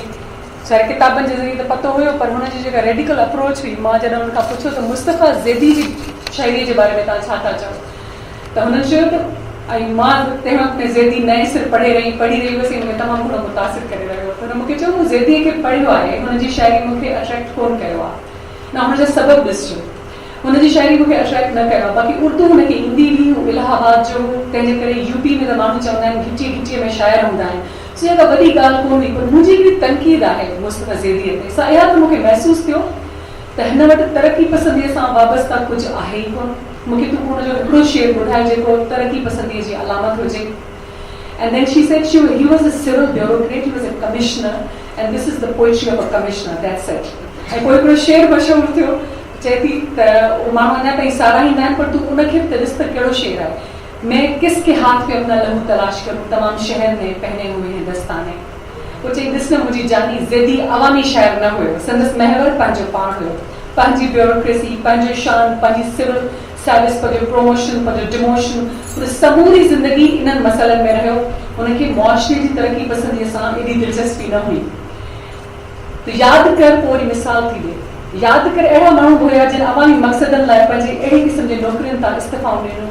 पंहिंजे सिंध में ई तमामु वॾो ब्यूरोक्रेट जंहिं हारियुनि लाइ तमामु घणो कयो ऐं लिखियो, हैदर बख्श जो, he was the deputy collector of the British colonial government in 1945, and then she said because he was a person, हिकु अहिड़ो इंसानु हो जेको अवाम सां ॻंढियलु हुयो, जेको तरक़ी पसंदि सोच रखंदड़ हुयो, ऐं उहो ऑफिसर हूंदे बि हुनजे अंदर में हिकिड़ो शोलो हो, हिकिड़ी सचाईअ जो शोलो जेको ॿरंदो रहियो, ऐं उन ताव हुनखे मजबूर कयो त इस्तीफ़ा ॾे।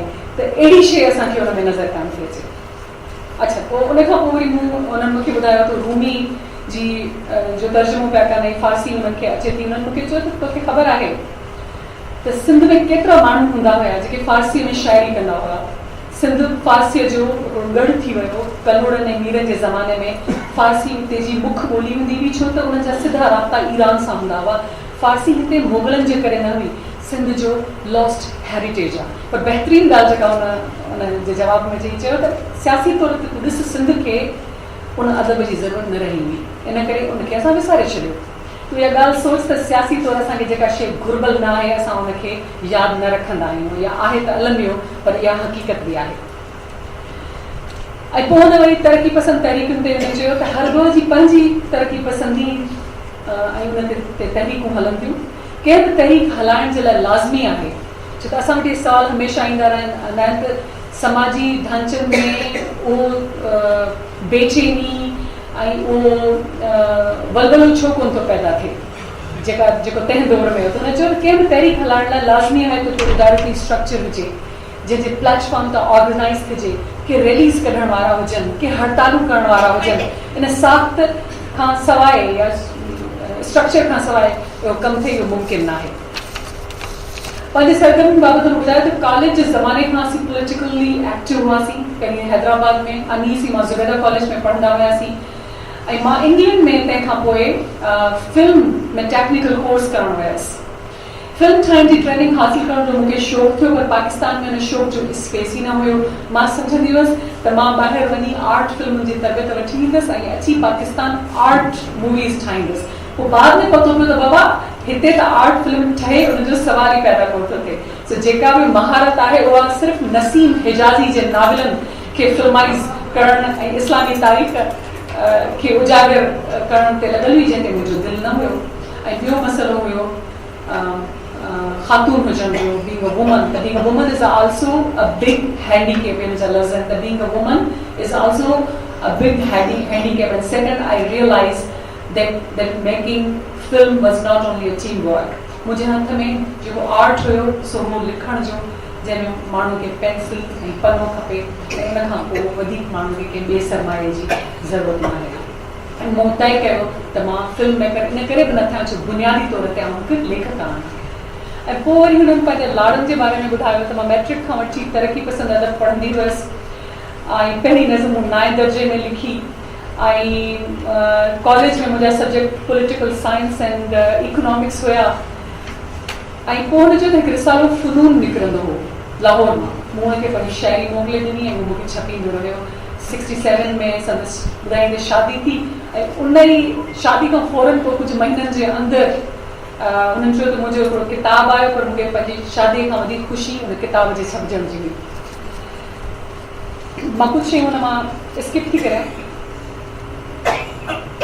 पोइ हुन ॿुधायो त असांजो दौरु कीअं सदन जेको दौरु हुयो उहो कीअं हुन मूंखे चयो त उहो दौरु मिडिल क्लास अर्बन जो क्लास हो छोकिरियुनि खे ॿाहिरि पढ़ण लाइ मोकिले रहियो हो। भले उहे एम्बिशियस न हुयूं नौकरियुनि जे लाइ पर उन्हनि खे तालीम ॾेई रहियो हुयो। नयूं राहूं खुली रहियूं हुयूं। टेलीविज़न क़ाइमु थियो हुयो। आउं हुते वेंदी हुअसि। अहां जो दौरु ॿियो आहे। ज़िया जो दौरु पाकिस्तान खे पोइ ते खणी वियो। हाणे त पाकिस्तान जी का ख़बर ई नथी पवे। हिन जो हिकिड़ो ऑर्गन ॿिए ऑर्गन सां मिले ई नथो। जीअं हिकिड़ी अखि ॿी अखि सां नथी मिले हुननि जे साम्हूं का बि मंज़िल न आहे। अहिड़ो मुल्क जो जेको विज़न न आहे जीअं सिर कपियल हिकिड़ो लाश पियो हलंदो आहे। सची चई सची बेनज़ीर साहिबा जे क़त्ल खां पोइ पाकिस्तान जी सियासत ऐं माशरे जी हालत हिकु सिर कपियल लाशे जहिड़ी थी वई आहे। हक़ीक़त आई आहे।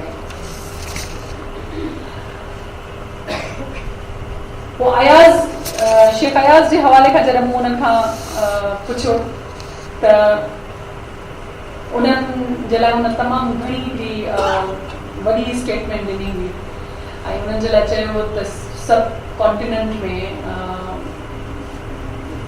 अहिड़े मिज़ाज रखण वारो जेको कंसिस्टेंट थी जंहिंजो स्टैंडर्ड हुजे उहो अहिड़ो को शाइर आहे। न त हुननि चयो त फेज़ सां कंपेयर हुनखे कोन थी कयां। फेज़ साहब मूंखे तमामु प्यारो आहे पर फेज़ साहब जो जेको आउटपुट आहे उहो अयाज़ जे भेट में तमामु घटि आहे। अयाज़ त हर कंहिं जॉनर में बहितरीन कलाम पेश करे ॾेखारियो आहे। दास्तान लिखिया आहिनि काफ़ियूं गज़ल बेत ट्रायल हाइको। काफ़ी अरसे खां पोइ हुन उरूज़ खे जियारे अहिड़े त बहितरीन नमूने पेश कयो त हुनजो मिसाल न आहे कि जिन मॉडर्न पोइट्री इन द ओल्ड उरूज़ ही का मामूली ॻाल्हि न हुई को शाइर ईअं करे सघे। बसि कुझु तकलीफ़कार कुझु जेको कुझु तकलीफ़कार ज़हन हुनखे लिखराए थो। जीअं हुन ते अयाज़ ते तनक़ीद थी रही हुई हुनजी मज़हबियत ते अयाज़ जे ख़ुदा ॾांहुं या थीज़म ॾांहुं वधण खे त जी कंहिं बि आइडियोलॉजी जे पुठियां वञी ईअं करणु ग़लति आहे। मतिलबु त आइडियोलॉजी माण्हूअ जे लाइ आहे। माण्हू आइडियोलॉजी जे लाइ न हूंदा आहिनि। हिकु शाइर ईअं महसूसु थो करे हुनजो कोई हक़ आहे हुनखे ईअं करणु ॾियो। ऐं पोइ चई त अयाज़ कंहिं दौर में इहो बि लिखियो मिटी अवल मिटी आख़िर मिटी ज़िंदाबाद। उहो बि लिखी हुनखे लॻंदो हूंदो त वक़्त में मिटी जी जो अहमियत इहा आहे। हाणे हुनखे हीअं थो लॻे पियो।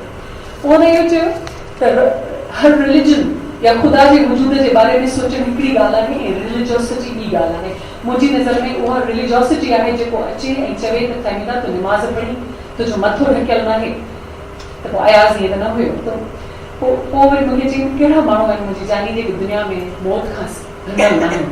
मौत हिकिड़ो अटल फियर आहे। But Ayaz was a poet in her exact words. Ayaz was a poet and he had imagination, very active imagination, which other people were not, who were poets, do not have that imagination. They don't have it, but a poet has. So imagination gives rise to ideas. And the tanqeed karna tamam ghani ghair zaruri hai. और आखिर में मां थोरो ॿुधाईंदसि त हुन पंहिंजे बारे में जेको मकतब फ़िक्र जे बारे में जॾहिं ॿुधायो त हुन चयो त मूंखे आइडियोलॉजीज़ वणंदियूं आहिनि। सोशलिज़म या मार्क्सिज़म जे आइडियोलॉजीज़ मूंखे इन करे इंस्पायर कंदियूं आहिनि त उहे फ़क़ति आइडियोलॉजीज़ न आहिनि। उहे अख़लाक़ी क़द्र आहिनि। सिर्फ़ु मुंहिंजे ख़्याल में उहे लाज़वाल आहिनि। इन में अदबियात पैदा थी आहे हमेशह खां। Basically socialism is a moral philosophy and moral thinking. So the similar thing is about Marxism as well. त उहो हिकिड़ो वॾो अख़लाक़ी क़द्रनि जो बुनियादु आहे। ऐं उन खां पोइ हुननि मूंखे चयो त आऊं तमामु घणो अदब पढ़ंदी आहियां पर मूंखे रोमेंटिक पोएट्स वणंदा आहिनि। विलियम ब्लेक मूंखे मुतासिर कयो ऐं उन खां अलावा वॉल्ट विचमन जी पोएट्री मां तमामु घणी फैसिनेटेड हुअसि. डिकिंस मूंखे तमामु घणो प्यारो लॻो ऐं चई त गोरखी मूंखे तमामु घणो वणियो ऐं हुनखे पढ़ंदी हुअसि. पर डिकिंस जी ख़ासि ॻाल्हि इहा हुई त उन वक़्त में सभिनी छोकिरियुनि खे कॉलेज में इंस्पायर असांखे इन करे कंदो हुयो जो डिकिंस इंग्लैंड जे मल्टी क्लास खे उजागर कंदो हुयो. ऐं पोइ दोस्तोविस्की लाइ चई त दोस्तोविस्की जी त दुनिया ई आहे. सचुपचु उन में माण्हू हैरान थो थी वञे, ईअं थो लॻे माण्हू पंहिंजे पाण जे साम्हूं बीठो आहे, ईअं महसूस थो थिए. पर when then she said तमामु नंढी हुअसि, it was too early or too young to understand Dostoevsky. And then she said about Simone de Beauvoir जो लिखियूं, सार्थर जो वजूद जो फ़लसफ़ो. हुन चयो त ज़ाहिर आहे त जेको इंटेलेक्चुअल होराइज़न असांजो अदब पढ़ी ठहे थो पियो उहो असां वटि क़ाइमु थो रहे. इहो ई अयाज़ जो बि मसइलो आहे ऐं इहो ई हुन पंहिंजे लाइ बि चयो. आख़िर में मां हुनजी नज़म पढ़ी पंहिंजी जाइ वठंदसि. छो त इंटरव्यू तमामु घणो तवील आहे, हुन जा तक़रीबन 48 पेजिस मां अॼु हुनखे ॾिठो आहे. त मां या 6-7 सुपर मां कुझु एक्सर्स खणी आई आहियां ऐं उहो जॾहिं छपजंदो त तव्हां हुनखे तफ़सील सां पढ़ंदा.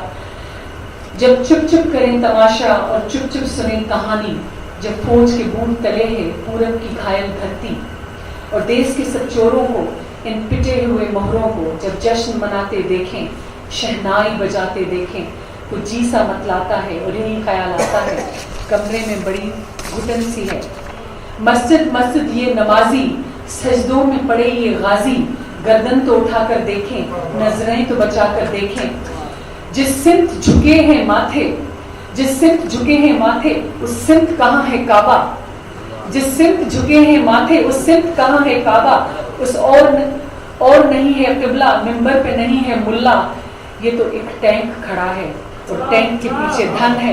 इस देश में बड़ी घुटन है.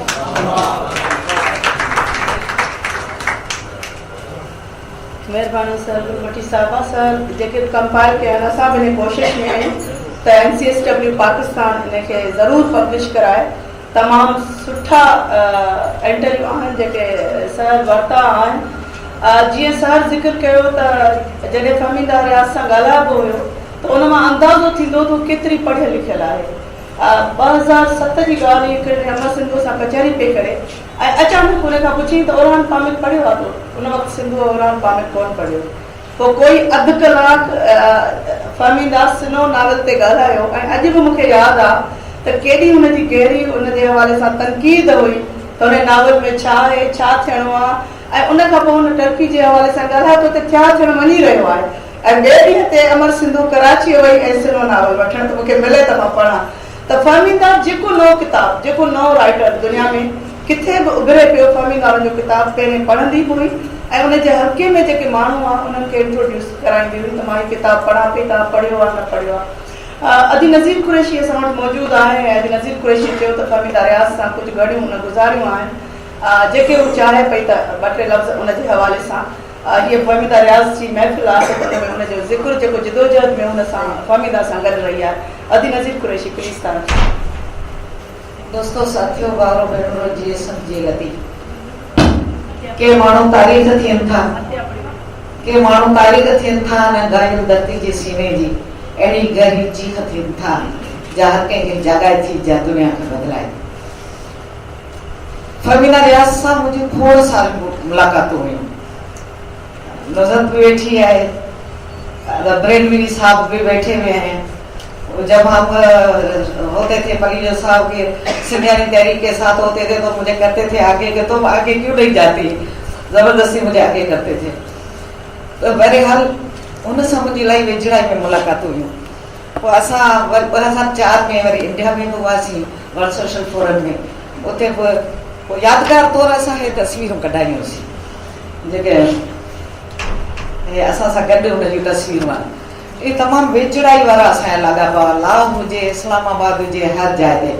पर मूंखे फ़क़ति अफ़सोस इन ॻाल्हि जो थींदो आहे त असांखे जॾहिं बुनियादी तौर थोरी घणी ख़बर बि हूंदी आहे त हीउ माण्हू असां वटि हाणे घणो टाइम न आहे रहणो त असां जीअरे हुनखे वेठा छो कोन ॾींदा आहियूं. असां हुनखे जीअरे उहा जेका हुनजो हू पाण ॿुधे त आउं छा आहियां, पोइ त ज़रूरु हुनखे वेठा सॼो जहान ॾिए थो, सभु शयूं मिलनि थियूं. पर जेकॾहिं जीअरे हुनखे उहा मोट मिलणु खपे, जेको हुनजो राइट आहे, जेको हुनजो क्रेडिट आहे, उहो बेसिकल मूंखे ख़बर आहे। वडद कॉलोनी में रहंदी हुईसि, 71-72 जो दौर हो, 71-72 का दौर था, जॾहिं ज़फर उजण जी ज़ाल हुई ऐं ज़फर उजण जो क्वार्टर मुंहिंजे क्वार्टर जे मथां हो। ऐं उते जेॾी महिल ईंदी हुई, जॾहिं असांजूं कचेरियूं थींदियूं हुयूं त चवंदी हुई तोखे कंहिं चयो आहे, अधु उर्दू सिंधी मिक्स करे ॻाल्हाईंदी, चवंदी तोखे कंहिं चयो आहे त आऊं को ॿी ज़बान ॻाल्हाईंदड़ आहियां या ॿी कयां। आऊं ज़फर उजण जी ज़ाल आहियां, जेको पलीजे साहिब जो वेझो माण्हू आहे ऐं तूं पलीजे साहिब जी वेझो माण्हू आहीं। असां सभु आऊं सिंधियाणी तरी कयां, मूंखे चवंदी आऊं सिंधियाणी तरी कयां, मुंहिंजो नालो लिखी छॾ। उहो इन पाण खे उहो महसूसु कयो बुनियादी तरह उहो तरक़ी पसंदि सोचूं रखंदड़ इंसान दोस्त इंसान हुई, जे कॾहिं पाण खे फ़ख्रिया अंदाज़ में इहो न चयो त आऊं का हेॾी लेखका, का हेॾी आलम, का हेॾी फाज़िल, का हेॾी का वॾे पाए जी माई आहियां।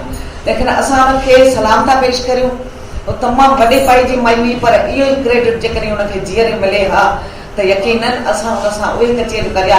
हीअ हैदराबाद में जीअं अदा चयो रेलवी साहब, तो हैदराबाद में मैं उनके साथ आज आया हूँ उनकी बातें करने के लिए, यादें करने के लिए। क्यों न उस दौर में आया जब वो खुद हैदराबाद में आती थी, जब वो खुद हैदराबाद में बैठी थी, जब उस दौर में हम उसके साथ उसको वो हम मंत्र नहीं दे सके, जो उसकी समझो उसका हक था, जो उसका राइट था, वो उसको नहीं मिल सका।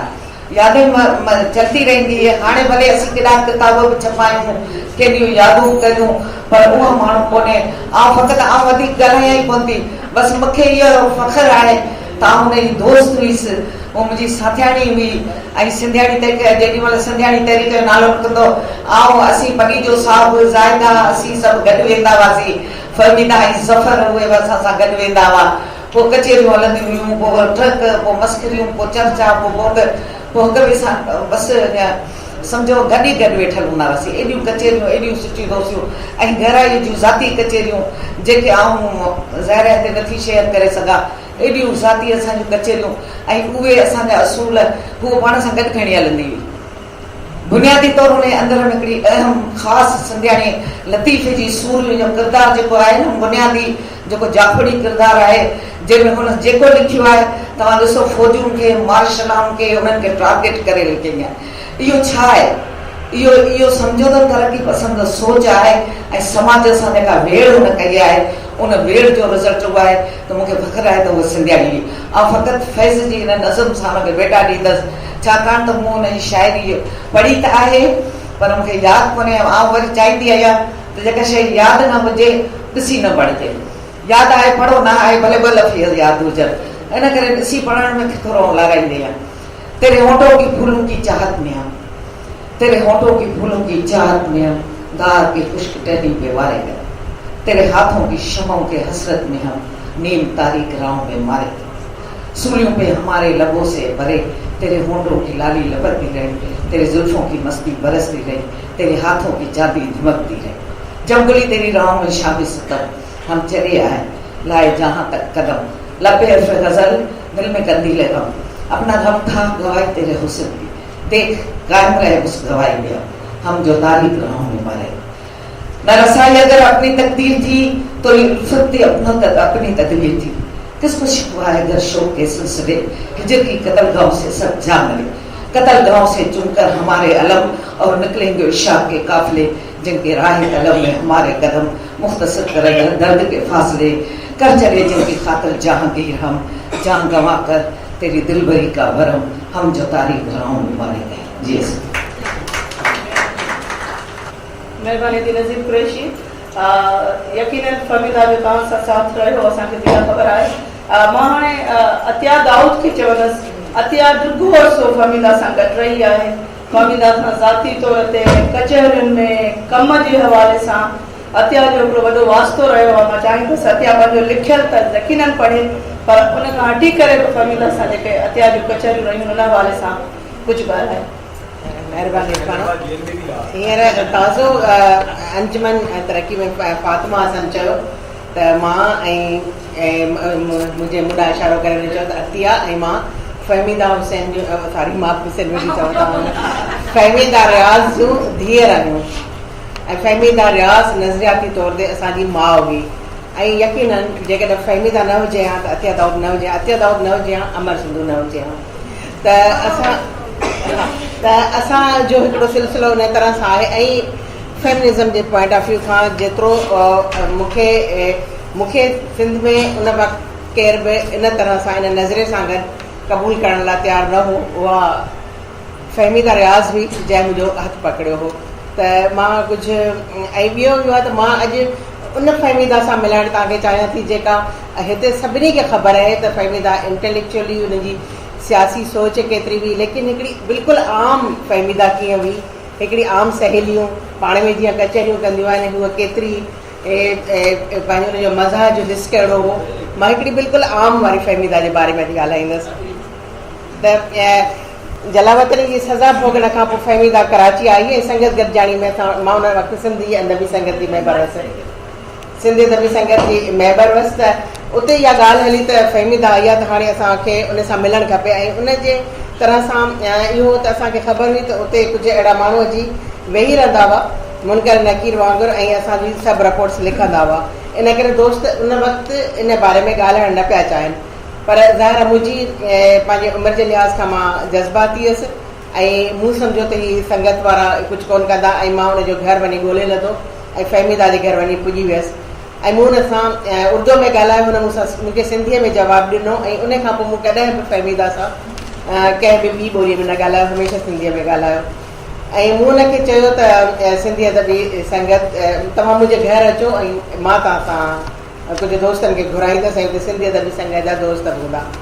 त ऐं उन चयो मां कीअं अचां, मूं हुनखे ॿुधायो त तव्हां खां ॿाहिरि निकिरो, तव्हां हिकिड़ी बस पकड़ियो, पोइ ॿी बस में चढ़ो, पोइ टी बस में तव्हां।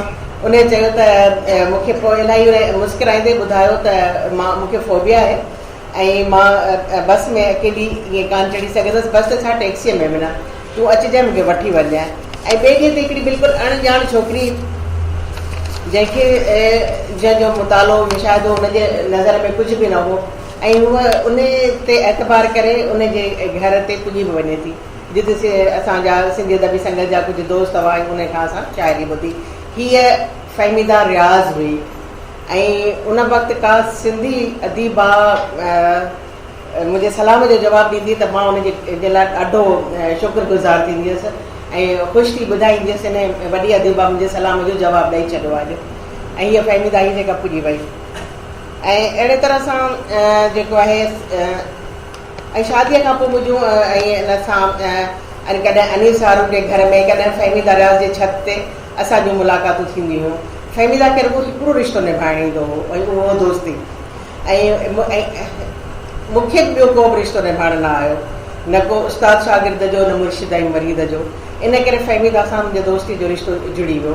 फहमीदा ख़ुशि मिज़ाज ख़ुशि ख़ुराक हुई, जंहिं ते बि एतबार कंदी हुनजे अॻियां दिलि खोले पंहिंजो पाण बयानु कंदी ऐं पंहिंजी तारीफ़ करण जे बजाए पंहिंजे ख़ामियुनि ते दिलि खोले खिलंदी हुई ऐं खिलाईंदी बि हुई। ऐं मूं हुन सां गॾु कुझु मुल्की तोड़े ग़ैर मुल्की सफ़र बि कया ऐं होटल जो कमिरो बि शेयर कयो ऐं उहा सिगरेट छिकींदी ऐं मूंखे दुहे खां सख़्तु एलर्जी आहे, पर फहमीदा कॾहिं बि अकेले कमरे में रहणु न चाहींदी हुई ऐं मां इनकार न करे सघंदी हुअसि। इहा ॻाल्हि अज़रा अब्बास पकड़े वरिती ऐं मूंसां पंहिंजाइप वारो जहिड़ो कंदे चयईं त मूला त तूं ॿाकर कुटुंब मचाए छॾींदी आहीं ऐं हिन फहमीदा जी सिगरेट सां तोसां तोखे कुझु नथो थिए। त मूं हुनखे चयो त फहमीदा सां कचहरी कंदे जे मौत बची वञे त उहो नुक़सान जो सौदो न आहे। फहमीदा मुंहिंजो ख़्यालु कंदे कमरे जो दरवाज़ो दरियूं ऐं सभु खुलियूं रखंदी हुई। ईअं करण सां सभिनी खे का परवाह या ख़ौफ़ बि न थींदो। हूअं त फहमीदा जो ॻाल्हाइण में पसंदि जो मौज़ू सियासत हूंदो हो, पर मां वरी हुन में जॾी आहियां। इन करे सियासत जे ज़िक्र ते मूंखे निंड चढ़णु लॻंदी हुई। उन करे हूअ अहिड़ियूं त मज़ेदार ॻाल्हियूं शुरू करे छॾींदी हुई जो निंड त छा मां अखि बि घुटणु न चाहींदी हुअसि। अहिड़ी हिकु राति में हिन चयो त को अहिड़ो वाक़ियो यादि अथई जंहिंसां तोखे शर्मिंदगी थी हुजे। मूं किसो शुरू कयो त हा, हिकु भेरे अबड़े ऐं ॿारनि सां गॾु हिकिड़े पारसी दोस्तनि जे घर वियासीं। पुराणे तर्ज़ जो ठहियलु मकान हो, मूला तजसुस जो नमूनो हो। हिकिड़ो उन बाथरूम में जा काफ़ी दरवाज़ा मुख़्तलिफ़ जॻहियुनि ते खुलनि पिया। मूंखे एतिरो तजसुस थियो जो मूं हिकिड़ो दरवाज़ो अचानक खोलियो। उमाल खे हिकु रिछ जेॾे कुते बिल्कुलु कर खणी ऐं मूं ते हमिलो कयो। ऐं मूं वठी ज़ोर सां रड़ियूं कयूं ऐं मूंखां वधीक कुते रड़ियूं कयूं त सभु। ऐं उन खां पोइ सभु माण्हू आया ऐं उन कुते ते काबू पातो ऐं मूंखां पुछनि पिया त ईअं तूं छो कयो। ऐं मां शर्मसारी जे विचां इहो ॿुधाए बि न सघियसि त मूं छो कयो। बसि मूं हुननि खे चयो मूंखां विसरी वियो। इहो त शुक्र आहे त शाइरा जो सर्टिफिकेट मजमूए जे रूप में उन वटि अॻे ई मुंहिंजो पियो हो, मौजूदु हो। ऐं शाइरनि खे एतिरो त हक़ हासिलु हूंदो आहे त हू किथे बि कॾहिं बि बहितर करे विझनि। सो उन ॾींहुं बि उन बहाने मुंहिंजी इज़त बची वई। फ़हमीदा टहक ॾींदे ॿुधायो त हा मूंसां बि अहिड़े तरह जो वाक़ियो पेश आयो, पर शाइरा जो बहानो बि कमु न आयो।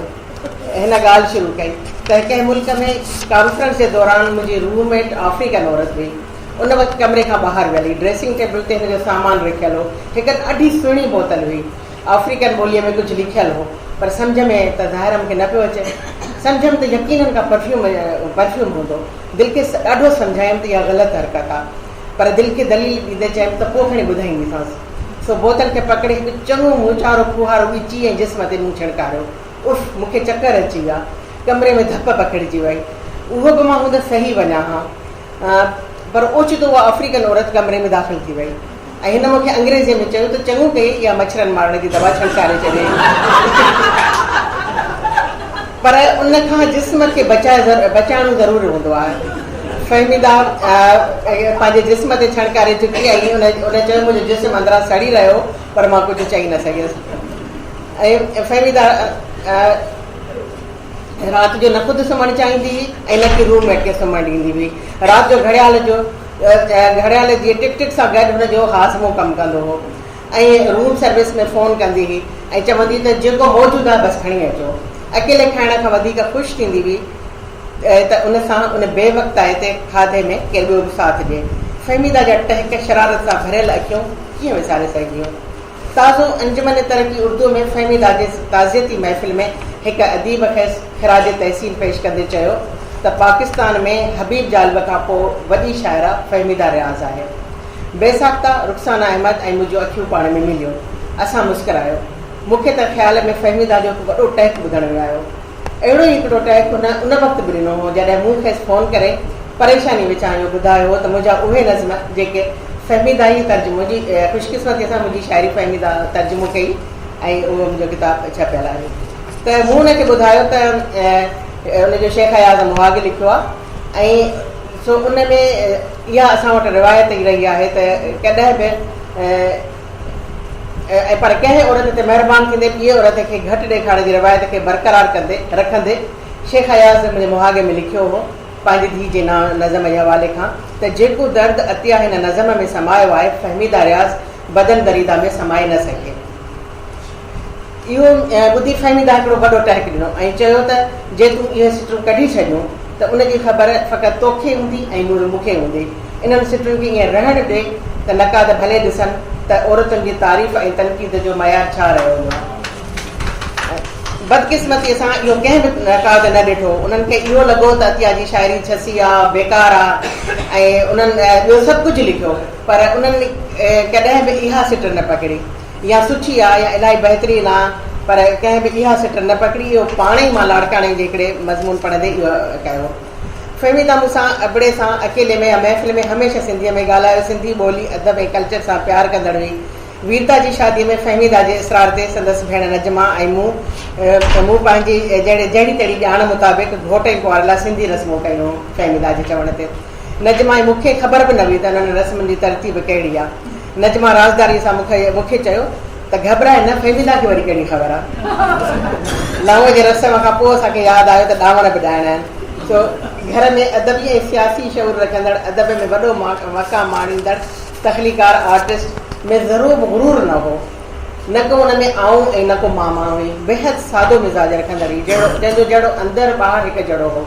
उनखे पंहिंजे बाबति माण्हुनि जे क़ाइमु कयल राय जो फ़िक्रु न हूंदो हो ऐं उन ते जीअं हींअर हिते सभु सिंधी असां चऊं था केतिरी सिंधियुनि सां प्यारु कंदड़ी, पर उन काफ़ी अहिड़नि मौक़नि खां बिल्कुलु न घबरायो जॾहिं सिंधी हुनजे ख़िलाफ़ थी बीह रहंदा हुआ ऐं उहो कुझु अहिड़ो लिखी वठंदी हुई। मसइलनि बिहारियुनि जे मसइले ते हुन लिखियो हो ऐं ॿियो बि जेको आहे MQM जे हवाले खां। ऐं वरी जॾहिं असां सभु माण्हू हुन ते चवणु लॻंदा हुआ या असां बि निजी महफ़िलनि में हुन ते तनक़ीद कंदा हुआसीं त उहे उन्हनि जे हवाले खां कॾहिं लिखी वठंदी हुई। त हुन कॾहिं बि इन तरह सां पंहिंजे पाण ते त हीअ मुंहिंजो मंज़िल आहे, मां इन जे ख़िलाफ़ु कॾहिं न लिखाए, हुन उनजी कॾहिं बि परवाह न कई।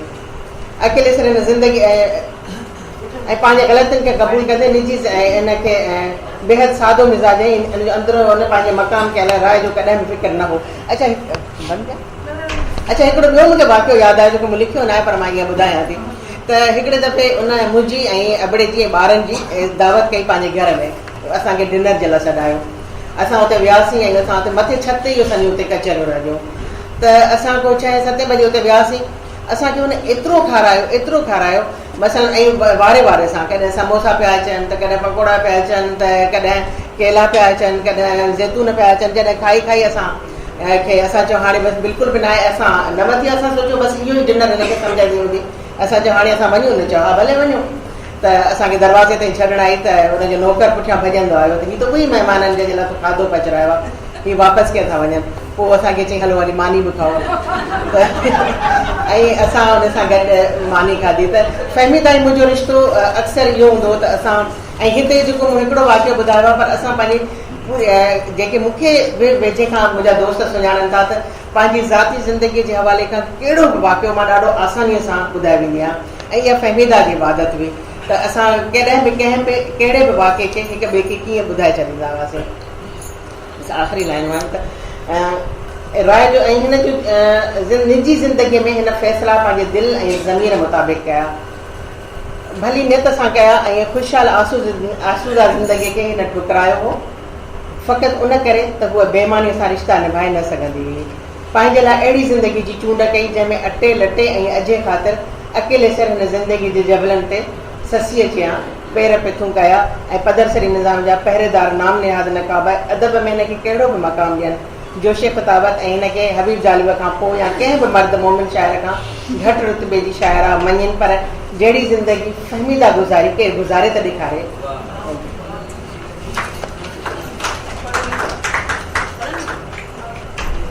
अतिया जी ॻाल्हि सां मां यकीनन हिकिड़ो मुतफ़िक़ आहियां। 2007 में जॾहिं फहमीदा ते ईंदी मुशर्रफ जे फेवर में कलाकनि जा कलाक सां बहस कंदी त मॉडर्न डिक्टेटर आहे ऐं उन ॻाल्हि में फहमीदा पॉलिटिकली कन्विंस्ड हुई।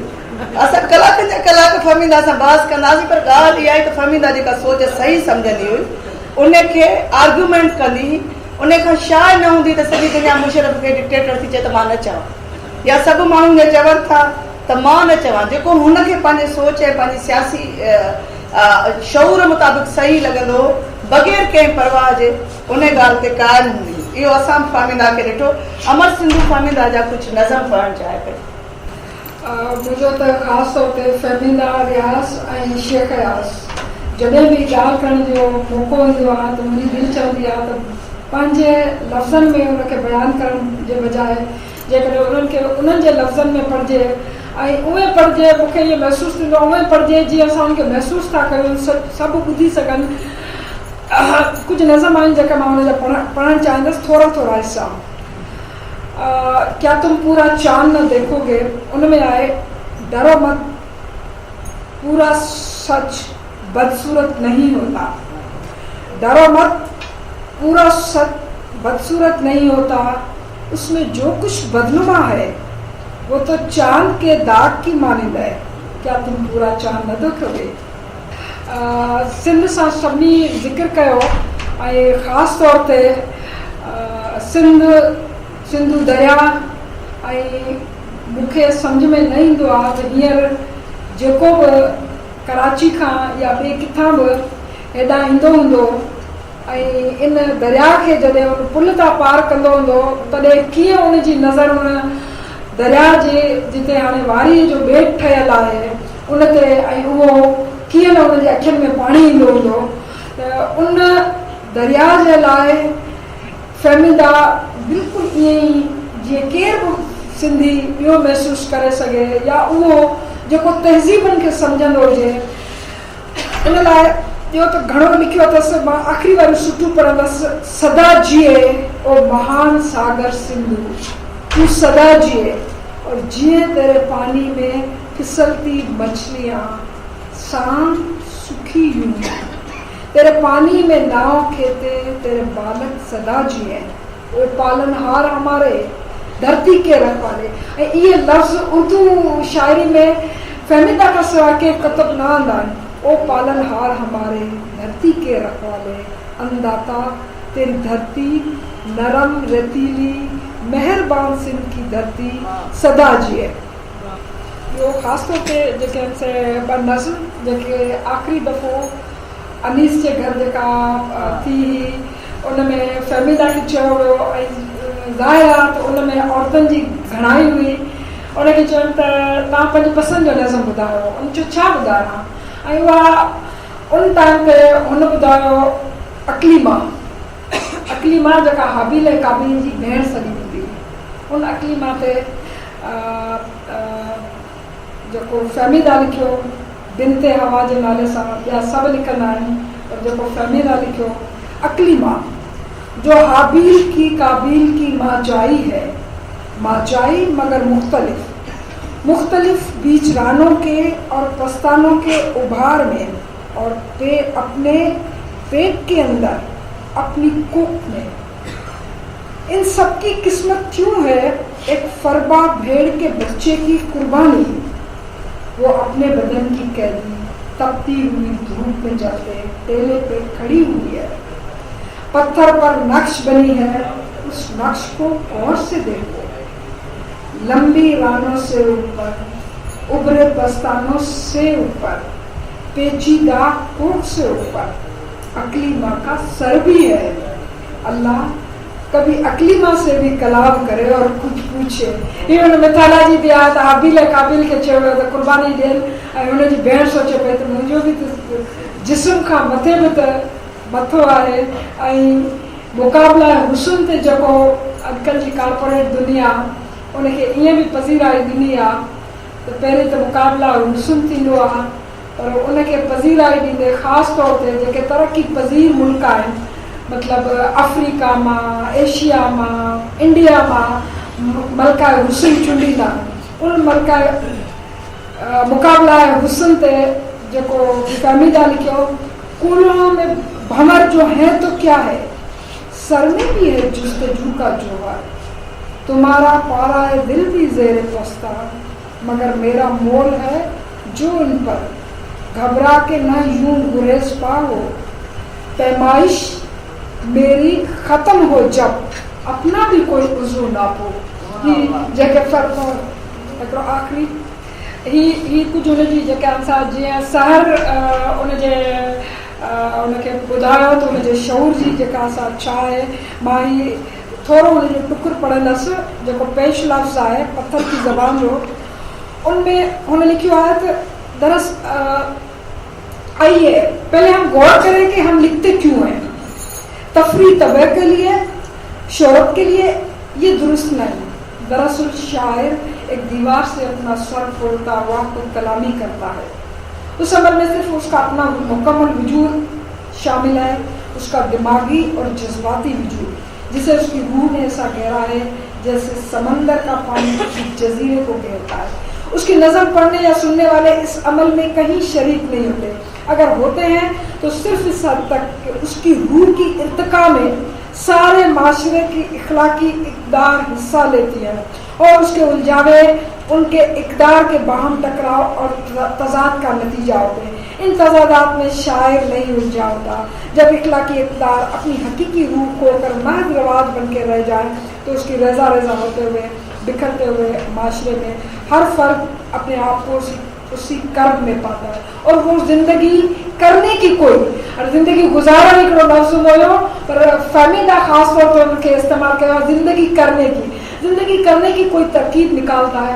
आखिरी उम्र को पहुँचते पहुँचते बेशतर लोग मजहबी हो जाते हैं या ऐसी कौमों में अपने आप को गुम कर देने की कोशिश करते हैं जिनका बराह रास्त उनकी रूहानी कश्मकश से कोई ताल्लुक ना हो।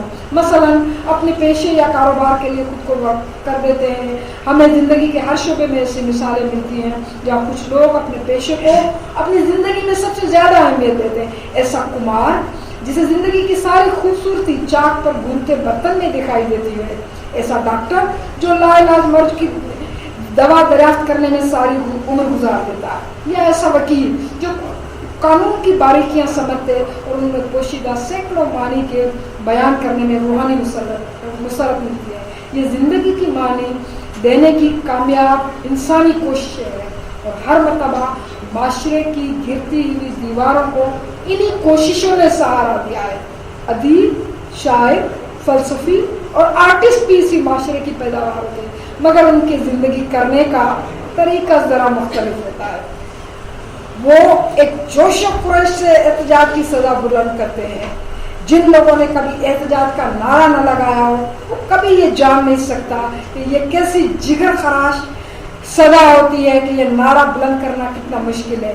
महसूस करने और सदाए एहतजाज के लब तक आने के दौरान आदमी पर क्या गुजरती है इससे वो वाकिफ नहीं हो सकते। हाँ, जिस वक्त वो ये सदा बुलंद करता है वो लम्हा जब वो अपने सीने में गोल गोल अपने बदन की दीवारों से टकराती हुई इस आवाज़ को आज़ाद कर देता है, बेशक सरखुशी की इंतहा का लम्हा होता है, तब वो अपने आप से ऊपर उठ जाता है और जैसे एक शोला लपक कर बुलंद होता है, उस वक्त उसका जलाल और उसका जमाल दीदनी होता है। यही लम्हा जो अपनी आप दाद है और उस तमाम कर्म के सिलसिले का सिला है। माशरे ने जो अदब और आर्ट पैदा किया है ये वही दीवार है, वही शोरीदा सर फनकारों का पेहम सर टकराना। लेकिन एक सच्चाई अटल है, वो ये कि जब सर सलामत नहीं रहते तो दीवार कैसे सलामत रह सकती है। सच तो यह है कि बड़ी खोखली दीवार है और बुलाकर ये टूट जाती है। अॼु असां सां ख़ासि तौर ते नजमा चांडियो असां वटि मौजूदु आहे। नजमा न सिर्फ़ु भेण आहे फहमीदा जी, पर फहमीदा सां बेइंतहा प्यार कंदड़, फहमीदा खे औलाद वांगुरु संभालींदड़, लम्हो लम्हो गॾु रहंदड़। ऐं फहमीदा जॾहिं जॾहिं हैदराबाद ईंदी फहमीदा वटि ई ईंदी ऐं उते ई असां फहमीदा खे वठणु वेंदा हुआसीं, खणणु वेंदा हुआसीं। सो मां नजमा खे चाहींदसि अचे ऐं फहमीदा जे हवाले सां जेकी यादगिरियूं आहिनि, यकीनन इलाही केतिरियूं यादगिरियूं आहिनि, पर कुझु यादगिरियूं असांजा जेके हाज़रीन आहिनि उन्हनि खे तव्हां। मैं आप सब लोगों से बहुत ज़्यादा जानते हैं। मेरे लिए वो सिर्फ और सिर्फ मेरी बाजी, एक शफीक बहन, प्यार में डूबी हुई, बाहिम्मत। जिस तरह से उन्होंने अपनी ज़िंदगी हिम्मत से गुजारी, उसी तरह से उन्होंने मौत को गले लगाया। बहुत ही मुस्कुराते हुए, जितनी वो ज़हीन थी उतनी ही उनमें एक सादगी भी थी। उनको पता चला कि मिनिस्ट्री ऑफ कल्चर के कुछ लोग मिनिस्टर साहब तशरीफ ला रहे हैं फहमीदा के पास। खैर बहुत मुस्कुराई। जब वो लोग आए तो उन्होंने कहा कि हम आए हैं, आपको अगर किसी भी चीज़ की ज़रूरत हो तो आप हमको बताएं, जो भी आपकी ज़रूरतें होंगी हम पूरी करेंगे। फहमीदा कुछ देर सोचती रही तो कहीं बहुत सारी चीज़ें हैं जो मुझको चाहिए और बहुत चाहिए हैं। उनमें से एक तो इलेक्ट्रिक केटल है, क्योंकि जब रात को मैं किसी को भी आवाज़ देती हूँ, अपनी बहन को या किसी को भी, तो मुझे बहुत दुख होता है कि मैं 3 बजे उनसे उठा के कहती हूँ चाय बना दे। अगर मेरे पास इलेक्ट्रिक केटल होगी तो मैं आराम से टी बैग डाल के और चाय बना दूँ। दूसरा, मुझको एक थर्मस पे चाहिए, क्योंकि मुझे ठंडा पानी पीने की आदत है और मैं उठ के इतनी दूर फलाना पसंद नहीं करती, इसलिए फिर मैं प्यासी रह जाती। सरदार साहब मुस्कुराते रहे। काजी ने उनको गौर से देखा। अभी कहने लगी, मुझसे तो कहा गया था कि मिनिस्टर साहब आने वाले हैं और आप आ गए। वो थोड़ी देर तक चुप रहे, फिर कहने लगे, मैं ही हूँ मिनिस्टर साहब। तो कहेंगे अच्छा आई एम सॉरी, मैंने अखबार में आपकी तस्वीर नहीं देखी। तो उसमें इतनी सादगी थी और उसके साथ ही उनकी शहादत का आप सब लोग जानते हैं। फहमीदा को पता चल गया था कि वो जाने वाली है। वो अक्सर मुझसे कहती हूँ कि नजमा इतनी दवाएं मुझे मत दो, मैं थक चुकी हूँ ये दवाएं खा खा के और इनका अब कोई असर नहीं होगा। मैं कुछ भी कर लूँ मलाकुल मौत मुझे छोड़ेगा नहीं। मैंने अपनी जिंदगी गुजार दी, जो कहना था कह लिया, जो करना था कर लिया। अब तुम मुझको आराम से प्यार से जाने दो।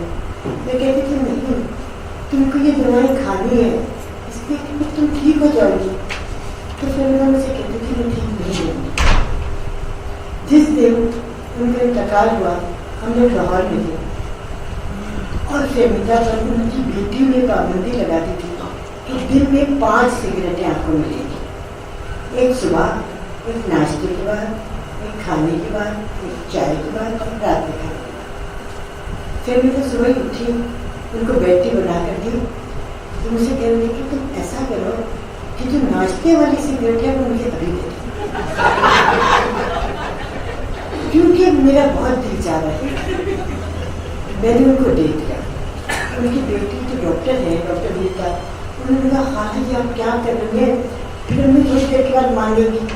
और वही हुआ कि चाय पी के सिगरेट पी के फिर फेमिदा मुझसे कहने लगी कि देखो मैं एक बात तुमसे कहना चाहती हूँ, दोपहर वाली सिगरेट जो है वो तुम मुझे अभी दे दो, बस उसके बाद फिर मैं नहीं दूँगी। तो गीता कहने लगी अभी आपको नहीं मिलेगी। तो कहती है देखो तुम लोग मेरे पर जुल्म मत करो, मैं 50 साल से सिगरेटें पी रही हूँ और जो भी होना है वो हो चुका है। अब इससे कोई फायदा नहीं होगा, तुम मुझे सिगरेट ला के दो, छुपाने की कोशिश मत करो वरना मैं खुद चली जाऊंगी और जाके बाजार से खाऊंगी। फिर मैंने उनको जाके सिगरेट दे दी और वो बालकनी में चली गई और बैठ के पीने लगी। फिर उन्होंने नाश्ता किया बिल्कुल अच्छी तरह से जैसे करती थी, अंडे भी खाए, डबल रोटी भी खाई, बच्चों के साथ खेलती रही। और ये लाइट भी चली गई फेमिदा रियाज की तरह। फेमिदा की जो शुरू की है पत्थर की ज़बान की नज़रें वो मुझे बहुत अच्छी लगती है, क्योंकि वो तब की है जब मैं और फेमिदा साथ रहा करते थे और फेमिदा की भी शादी नहीं हुई थी, लड़कपन था। और वो नज़रें मुझे बहुत प्यारी लगती हैं। इसी अकेले पहाड़ पर तू मुझे मिला था, यही बुलंदी है वसल तेरा, यही है पत्थर मेरी वफा का। उजाड़ चटियल उदास वीरा, मगर मैं सदियों से इससे लिपटी हुई खड़ी हूँ। फटी हुई ओढ़नी में सांसें तेरी समेटे, हवा के वैशी बहाव पर उड़ रहा है दामन, संभाला लेती हूँ पत्थरों को गले लगाकर। नुकीले पत्थर जो वक्त के साथ मेरे सीने में इतने गहरे उतर गए हैं कि मेरे जीते लहू से सब आसपास रंगीन हो गया है। मगर मैं सदियों से इससे लिपटी हुई खड़ी हूँ और एक ऊंची उड़ान वाले परिंद के हाथ तुझको पैगाम भेजती हूँ। तू आके देखे तो कितना खुश हो कि संग रेज़े तमाम याकूत बन गए हैं, दमक रहे हैं, गुलाब पत्थर से उड़ रहा है। मेहरबानी नजमा जेका फ़हमीदा सां क़दम क़दम जिदोजहद में, ज़िंदगीअ में, तकलीफ़ुनि में, दुखनि में, सुखनि में ऐं आख़िरी लम्हे ताईं भेण वांगी, दोस्त वांगी, साथियुनि वांगी गॾु रही। असां तमामु घणा थोराता आहियूं पंहिंजे सभिनी महिमाननि जा, ख़ासि तौर ते मुजाहिद ब्रेलवी साहब, बतिया दाऊद, नज़र शीरी, नजमा, मलका, सीमा जेके कराची मां असां फ़हमीदा जे पंहिंजे इश्क में, फ़हमीदा जे पंहिंजे रिलेशन में, रिश्ते में असांजे हिन सॾ ते हिते खाना बदोश राइटर्स कैफ़े में आया। असां पंहिंजे सभिनी जेके महिमान हिते मौजूदु आहिनि उन्हनि सभिनी जा तमामु घणा थोराता आहियूं। असां चाहियूं पिया त फ़हमीदा रियाज़ जे हवाले सां खाना बदोश राइटर्स कैफ़े तरफ़ां हिकिड़ो ज़रूरु मेड़ाको थियणु घुरिजे, पर असां ताज़ियती मेड़ाको लफ़्ज़ इस्तेमालु करणु न पिया चाहियासीं, छो त हिकु दफ़ो वरी असां सम्झूं था त फ़हमीदा जी ताज़ियत असां कंहिंसां बि नथा करे सघूं। फ़हमीदा हवाउनि में आहे, फ़हमीदा फ़िज़ाउनि में आहे, फ़हमीदा असां तव्हां सभिनी जे दिलियुनि में आहे, फ़हमीदा पंहिंजे किताबनि में आहे ऐं फ़हमीदा सिंध जे मिटीअ में आहे। ऐं फ़हमीदा सिंध सां जेको इश्क़ कयो उहो जेसि ताईं सिंध आहे तेसि ताईं सिंध आबाद रहंदो। तव्हां सभिनी जी तमामु घणी महिरबानी। सामाईन, अवां प्रोग्राम जी मुकम्मल कार्रवाई ॿुधी तव्हांखे पसंदि आई हूंदी। इन प्रोग्राम बाबति के बि राय ॾियणी हुजे असांखे ईमेल कयो। असांजी ईमेल एड्रेस आहे info@radiovoiceofsindh.com। पंहिंजे मेज़बान वहीद मुस्तफ़ा खे हाणे इजाज़त ॾींदा।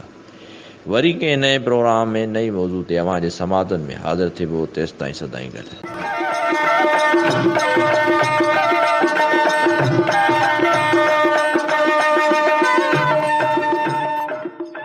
अवांजी समातुन ताईं radio voice of Sindh London